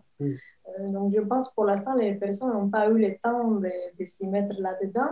Et aussi, peut-être, c'est comme il n'y avait pas, ça ne donnait pas envie aux personnes de s'inscrire. Et maintenant, peut-être, petit à petit, il va y avoir plus de personnes, je ne sais pas. Moi, je pense, je vais parler au niveau de salsa parce que bachata, je ne maîtrise pas du tout, même si, bon, je vois quelques noms, bachata open, bachata star, bachata art, tout ça. Mais en tout cas, au niveau salsa, il n'y avait concrètement rien. Un jour, j'entends parler du championnat de France de salsa. Et le jour où j'en entends parler, c'est le jour où, en fait, finalement, il y a la diffusion des résultats. Où c'est à l'époque Jordan Mouillac qui a gagné. Là, concrètement, je regarde et je dis, mais c'est pas de la salsa, c'est de la danse de salon. Pour moi, c'est de la danse de salon au début. D'ailleurs, Jordan Mouillac qui a fait Danse avec les stars, pour moi, plus une attitude danse de salon, très classe, très ouvert, mais pas salsero, relâché, avec des mouvements pas propres, tu vois, parce que c'est ça concrètement, un salsero, complètement en comparaison à un danseur de danse latine où tout est calculé dans le moindre geste. Là, un salsero, tu vois, non, mais c'est ce qui est la richesse, je trouve, de notre danse, hein, c'est ça, à la base, on parle des racines, on parle des mouvements afro, voilà, c'est pas un mouvement afro, c'est pas un mouvement calculé. Et non, je regarde et je dis, mais ça, c'est de la danse latine. Et ce jour-là, on a dit, ben, tiens, on aimerait aller représenter, on va aller à la Fédération française de danse, on va se présenter, parce que ben, nous, ça fait déjà, quand le jour où ils ont sorti ça, nous, on était déjà à 6 années de compétition. Mais ce qui s'est passé, c'est que nous, quand on a commencé, enfin, en 2011, moi, quand j'ai commencé, je ne connaissais pas un compétiteur salsa en France, mais rien du tout. Après, je pense que c'est une critique, c'est clair, que j'assume, mais je pense que en France, on a on a une manière d'être qui est différente qu'à l'étranger, par exemple en Amérique latine ou qu'aux États-Unis, où c'est concrètement, j'ai pas peur de me mettre en difficulté il y a pas cette notion de l'ego, je pense, comme en France, comme je disais tout à l'heure, quand on était amateur ou professionnel. Et ça, je pense, c'est une difficulté parce qu'aujourd'hui, concrètement, pour moi, il y aurait plein de gens qui pourraient se présenter en compétition, mais qui n'accepteraient peut-être pas de perdre, d'avoir une autre position, de voir un danseur qui est moins connu qu'eux, qui a moins de vues sur YouTube, sur Facebook, etc., et qui a un meilleur résultat qu'eux. Il y a cette notion-là, concrètement, en fait. Parce que c'est ça, il faut accepter d'être jugé. Nous, on a été en compétition et tu acceptes d'être jugé, en fait. Il faut accepter ça, quoi. Tu vas là aussi pour apprendre. Ça va te permettre d'apprendre quelque chose dans tous les cas. Ensuite, on a été au championnat de France. C'est là où on s'est présenté. On a rencontré plein de gens. Des gens, du coup, qu'on a commencé à coacher. On a coaché plein de monde, en fait, finalement. On a coaché, je pense notamment à un couple de Paris en bachata, Baptiste et Sonia. Sonia qui est de Serbie et qui est ancienne aussi en danse latine. On a coaché aussi Yannick et Marciane de Lyon et on a essayé de créer une réelle communauté. On a proposé à une école de Nîmes, là, nos amis Jennifer et Hicham, qui maintenant emmènent tous leurs élèves aussi à la World Latin Dance Cup. On a essayé de créer une communauté sur ça, petit à petit, les gens, voilà, pour qu'ils aillent faire de la compétition, qu'ils acceptent d'être jugés. Et après, en France, ce qui se passe, je pense, c'est que pour l'instant, il n'y a pas encore de réelles personnes légitimes, en tout cas dans le monde SBK, pour être juge. Parce que c'est ça aussi, il faut accepter d'être jugé. C'est ce que je disais tout à l'heure, il faut accepter. Moi, par exemple, quand on va en compétition, c'est vraiment important. C'est un critère important. Pour nous, c'est important de savoir qui est-ce qui va juger. Il y a des gens où tu dis, tu ne peux pas être jugé, c'est pas possible. Je fais de la salsa, je vais être jugé par des gens qui font de la salsa et d'autant plus des champions. Si on me dit, je vais au World Salsa Summit, au World Latin Cup, c'est Ricardo et Karen, c'est Raphaël et Karine, c'est des gens comme ça qui vont juger, David et Paulina. Ah ben oui, là tu dis, ok, ils ont fait leur preuve, hein, ils ont été 8 fois champions dans chaque catégorie. Mais si on te dit, je sais pas, moi, c'est Pierre-Paul qui arrive je sais pas moi, du fin fond de l'Alaska et que tu le connais pas, ils n'ont jamais fait de compétition, c'est un peu plus difficile. Et en France, il y a ce problème de légitimité aussi, qui peut peut-être empêcher certains compétiteurs de se présenter, de se dire, mais qui est-ce qui va me juger? Je ne veux pas que ces personnes me jugent parce qu'ils n'ont jamais été compétiteurs, ils n'ont pas de connaissances. Encore une fois, pour moi, c'est important de différencier ça. Et là, notamment, quand on a participé en donnant tout un rapport là, pour la FFD, de conseils sur la construction du nouveau règlement et des choses qu'ils pourraient faire, une chose importante, c'est danseur, professeur, chorégraphe, compétiteur et juge, c'est des choses totalement différentes. On peut être le danseur number one du monde entier avec 3 millions de vues en 10 minutes et c'est pas pour ça que tu es un bon juge. Ça n'a rien à voir. Il faut connaître la compétition. Et ça, c'est cette difficulté qu'il y a en France, je pense, encore pour l'instant, et j'espère qu'il évoluera. Justement, vous le voyez comment ce futur au niveau compétition, la présence française sur les pistes internationales, vous le voyez comment? On le voit que c'est en expansion, on le voit que c'est un crescendo. À chaque fois, plus de Français viennent au championnat du monde. Et ça il y a des gens qui s'investissent réellement dedans. Ouais. Là, c'est en train de monter, il y a des écoles. Oui. Quand tu dis maintenant qu'on passe par pays, maintenant, on est quand même peut-être des fois une vingtaine de Français à représenter au championnat du monde. C'est un petit peu une fierté parce qu'on se sent plus en équipe, même si on ne se connaît pas forcément avec tout le monde. Il faudrait, pour moi, il y a tout à y gagner parce qu'il y a de plus en plus de monde. Maintenant, ce qu'il faudra arriver, c'est à fédérer réellement ça et à fédérer réellement, en fait, un groupe, pas en cherchant un intérêt quelconque, pas du marketing, juste fédérer, en fait, se dire, on va créer une communauté de compétiteurs pour se soutenir, on va créer, par exemple, je ne sais pas Un moi, t-shirt. un fonds commun pour s'acheter des t-shirts France, Ouais. mais sans aucun intérêt. Parce que là, pour Oui. l'instant, ce qui se passe, c'est qu'il y a de plus en plus de compétiteurs, mais pour du marketing, pour développer de l'école, pour avoir de plus en plus de compétiteurs qui se présentent et du coup, parce qu'il y a un intérêt financier, il ne faut pas se voiler la face, quoi. Ils entraînent des compétiteurs, il y en a d'autres qui ont envie de s'entraîner, donc c'est des gens qui payent une adhésion. Et là, aujourd'hui, pour l'instant, il y a un petit peu trop cet aspect qui revient. Et ce qui serait bien, c'est voilà, arriver à créer une vraie communauté, que quand il y a un déplacement au championnat du monde, il y ait un groupe où tout le monde est ensemble, tout le monde se soutient, tout le monde est présent à chaque présentation les uns des autres. Oui. Là, on l'a vécu un petit peu, Oui, par exemple, cette année au World c'était Salsa pas mal, Summit. oui. Ça nous a donné envie parce qu'on voit des fois l'Argentine ou d'autres pays qui restent soudés ensemble et tout. Et nous aussi, on voulait peut-être ça, mais peut-être c'est un petit peu difficile de faire sur place. En plus, tu ne te connais pas. Je ne sais pas comment ils font dans les autres pays pour s'organiser et se connaître peut-être plus à l'avance et rester unis, non? Mais c'est vrai qu'aussi au World Latinas Cup, à chaque fois, on disait, il y a des Français qui passent, on viendra vous soutenir et tout. Du coup, on créait un groupe Facebook sur place et on prenait les noms de toutes les personnes et on se soutenait. Au World Salsa Summit, on était tout le temps avec aussi l'école de Lyon, la Shine Academy d'Yannick et Martial. On se soutenait à chaque passage. Ça c'est bien. C'est ça qu'il faut, mais il faut que ça soit à l'étranger. Et après, il faut que ça soit en France. Il faut qu'en France, la fédération, là, tout ce qui sont en train de bouger, que réellement, ça crée réellement une communauté. Pas juste, tiens, on va créer une fédération, créer des adhésions, c'est du marketing, c'est du financement, mais vraiment qu'on soit fiers de nos Français, de ceux qu'on présente à l'étranger, qu'on les accompagne, voilà. C'est ça qu'il faut aller chercher, cette mentalité un petit peu de famille. Ouais, de famille, de patriote, de fierté, un peu comme il y a vraiment des fois aussi, c'est vrai outre-Atlantique, quoi, c'est ça. Ouais.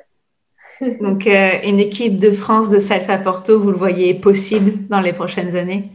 Oui, je pense que c'est possible. Il va y avoir un gros chantier, mais c'est possible. Salsa bachata qui sont bas, aussi, oui. On les accepte, on les accepte. Quand même. On les accepte. Là, qu'ils ont pas, mais bon, allez, on les accepte, c'est bon. Personnes qui vont aller au championnat du monde, même si dans cha-cha-cha, pareil. Ouais, samba aussi, brésilienne au summit. Oui, voilà. Oui, c'est vrai. Pourquoi, en passant de summit, pourquoi, Oléa, tu as décidé de te lancer en salsa solo? Elle en avait marre de moi.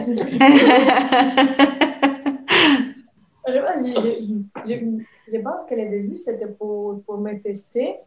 Et avant, je faisais des monologues d'humour dans une école de théâtre et j'étais seule. Donc, j'avais l'habitude un petit peu de gérer ça seule et j'avais envie de le faire par la danse. Et j'ai trouvé aussi qu'à chaque fois, comme tu es toute seule, il faut que tu te regardes que toi dans le miroir et ça t'aide à évoluer. Forcément, c'est sûr. C'est pour ça. Est-ce que Jérémy t'a aidé à faire la choré? La première, la première, je ne sais pas. Les autres, un peu plus. Mais surtout, oui, après, le truc qu'il fait, c'est me donner des conseils. Après, je lui montre et je crée et lui me donne des conseils. Surtout les placements, moi, je ne suis pas très forte pour se déplacer. Et aussi les regards, des fois. Je me dis, il faut que ici tu sois un peu plus, tu regardes différemment, un peu plus coquine ou de la façon de se toucher, laisser les détails. Émotions. Tu vois, que je transmets à un moment ou à un autre, c'est important, les placements. Et ça, c'est quelque chose que tu ne peux pas travailler tout seul. Tu peux le faire un peu, mais c'est toujours bien d'avoir un regard extérieur. Ce travail d'émotion et de déplacement, c'est important. Et quand elle performe solo, tu es dans les parages, Jérémy? Tu regardes? Je suis depuis quand elle est derrière jusqu'à ce qu'elle repartira dans les coulisses. Ok, c'est toi qui donne le dernier bisou et le premier quand elle ressort. C'est ça. Je te blague. Je t'accompagne devant à chaque fois et après je te retrouve derrière. Non, oui, parce que par exemple, on passe par bloc comme ça. Là. Et je t'accompagne jusqu'au dernier moment, à chaque fois, jusque là où je peux. Oh. C'est l'été depuis la veille, non? Ben oui, je vais dans le public, mais je t'accompagne d'abord jusqu'au dernier moment. Tu ne te rappelles pas. Non. Tu vois, tu essaies d'acheter un couple. Tu vois, après 10 ans, ces choses-là. Oui, parce que c'est important de rester seul, tu vois. Il Moi, faut j'ai aussi, pas ouais. envie qu'il soit là. Non, mais c'est vrai, avant de monter sur scène, Non, oui, avant de monter sur scène, tu as besoin de te concentrer sur toi. Oui. Est-ce que tu nous prévois un autre solo pour ce 2021? Non. Ah, ok. Et depuis donc, 2018, Le dernier, 2018, hein. le dernier c'était un moment. Ouais. C'était 2018. Attends, 2017. c'était l'année de Corée Ça en fait un vert et moment que rouge, j'ai pas donc fait, c'est oui. 2016.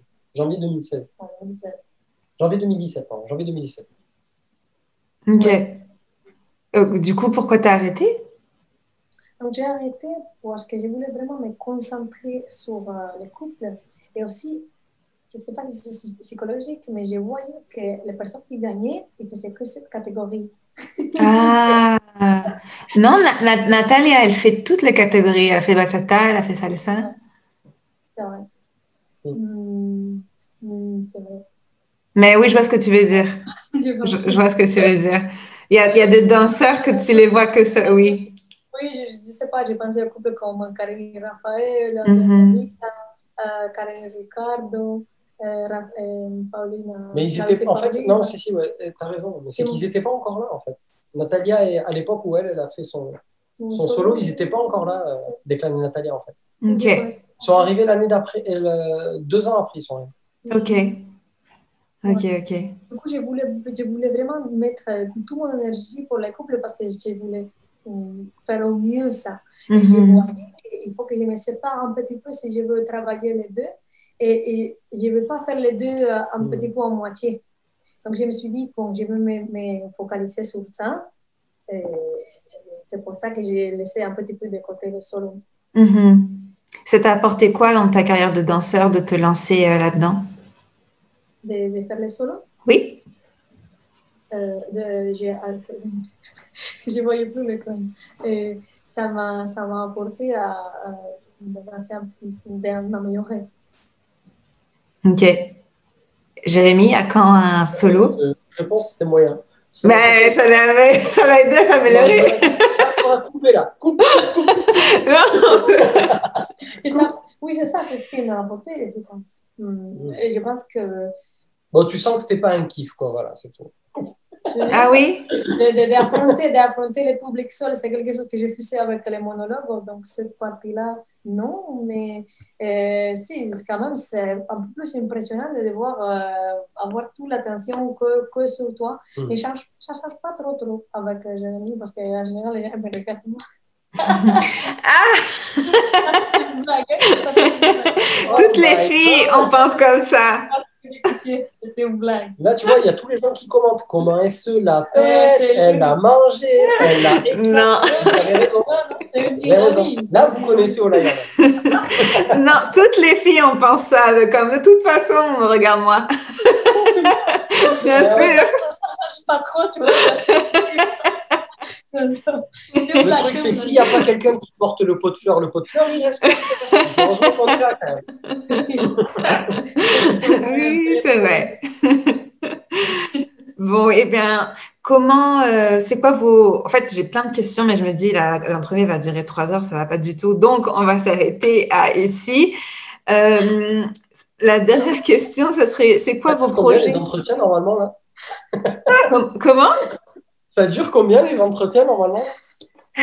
Ma plus longue, elle a fait 2 heures et quelques. Voilà, c'est pareil, là.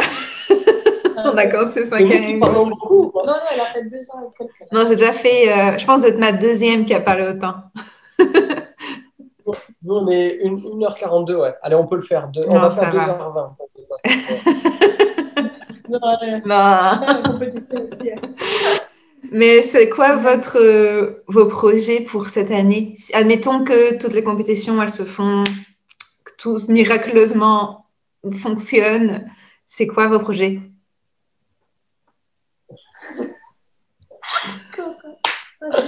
Honnêtement, aucune idée. C'est pour ça qu'on rigole, parce que vu ce qui est en train de se passer, On n'a pas fait de projet. c'est trop compliqué de faire un projet. Je donne un exemple.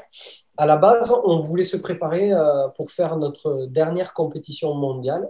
On avait dit que voilà, on a fait notre temps, on est très très content.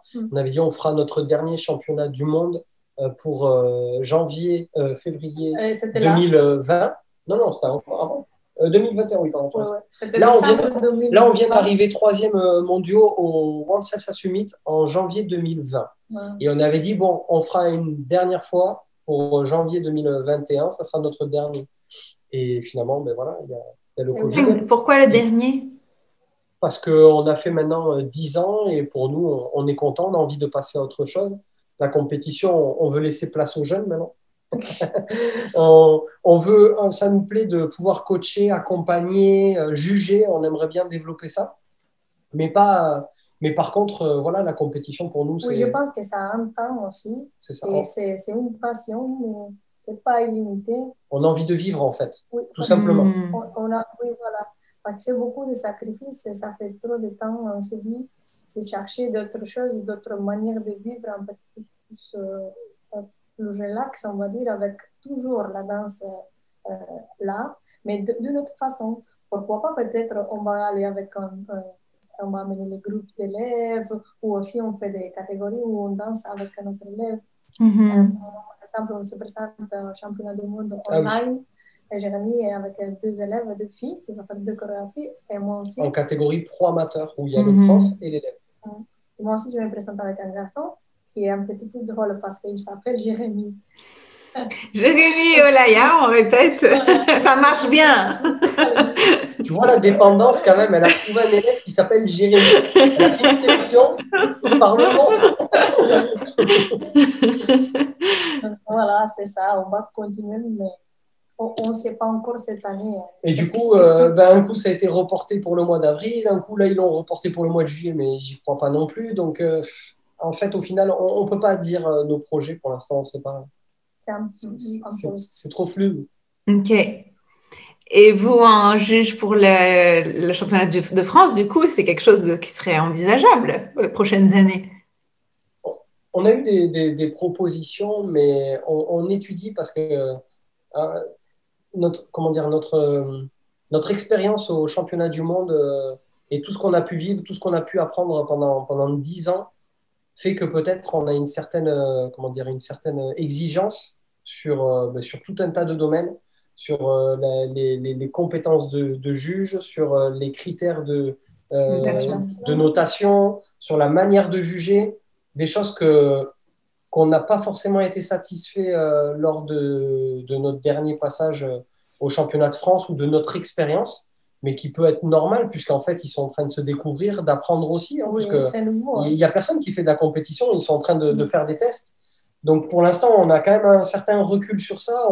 On a rendu tout un rapport avec plein de conseils aux nouvelles personnes qui vont prendre en charge la Fédération française de danse.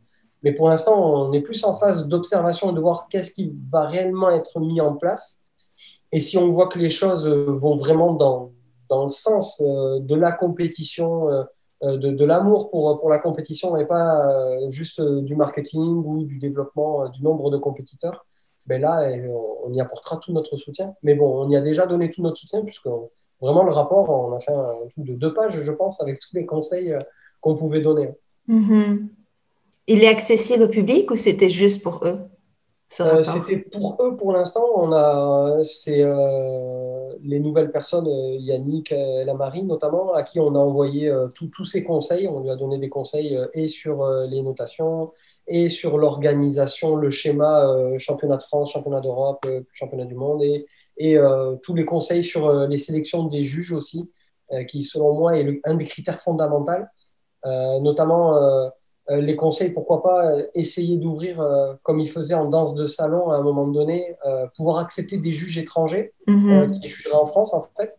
Parce qu'à la frontière, en fait, il y a des juges qui sont vraiment de qualité. Je pense notamment à Javier Padilla, qui vient du Mexique et qui vit à Barcelone, qui a été plusieurs fois, qui a été champion du monde, qui a vraiment une connaissance de la danse, du classique, jusqu'à la compétition, et vraiment des qualités hors normes, et en plus avec une humilité incroyable.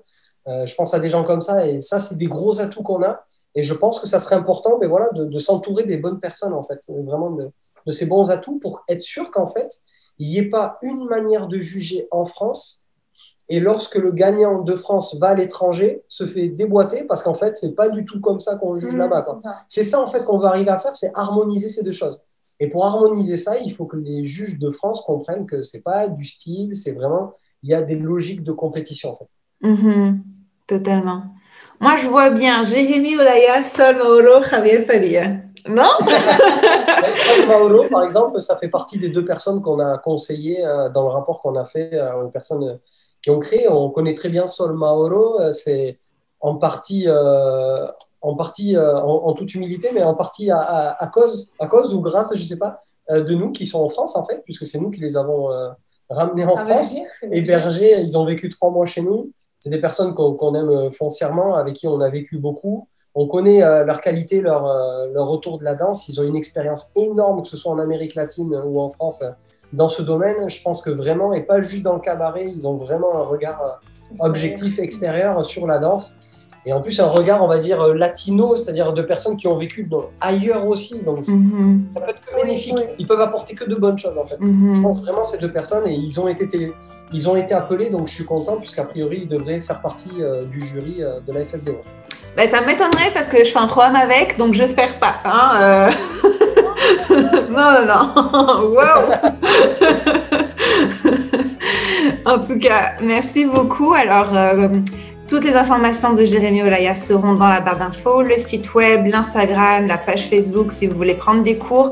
Ils font maintenant aussi les cours en ligne pour les cours privés. Tout sera en bas. N'hésitez pas à écouter, quitte à apprendre, autant à apprendre qu'avec les meilleurs. C'est bien pour ça qu'on fait les entrevues.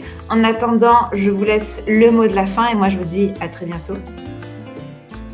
Le mot de la fin. Le mot de la fin. Chante.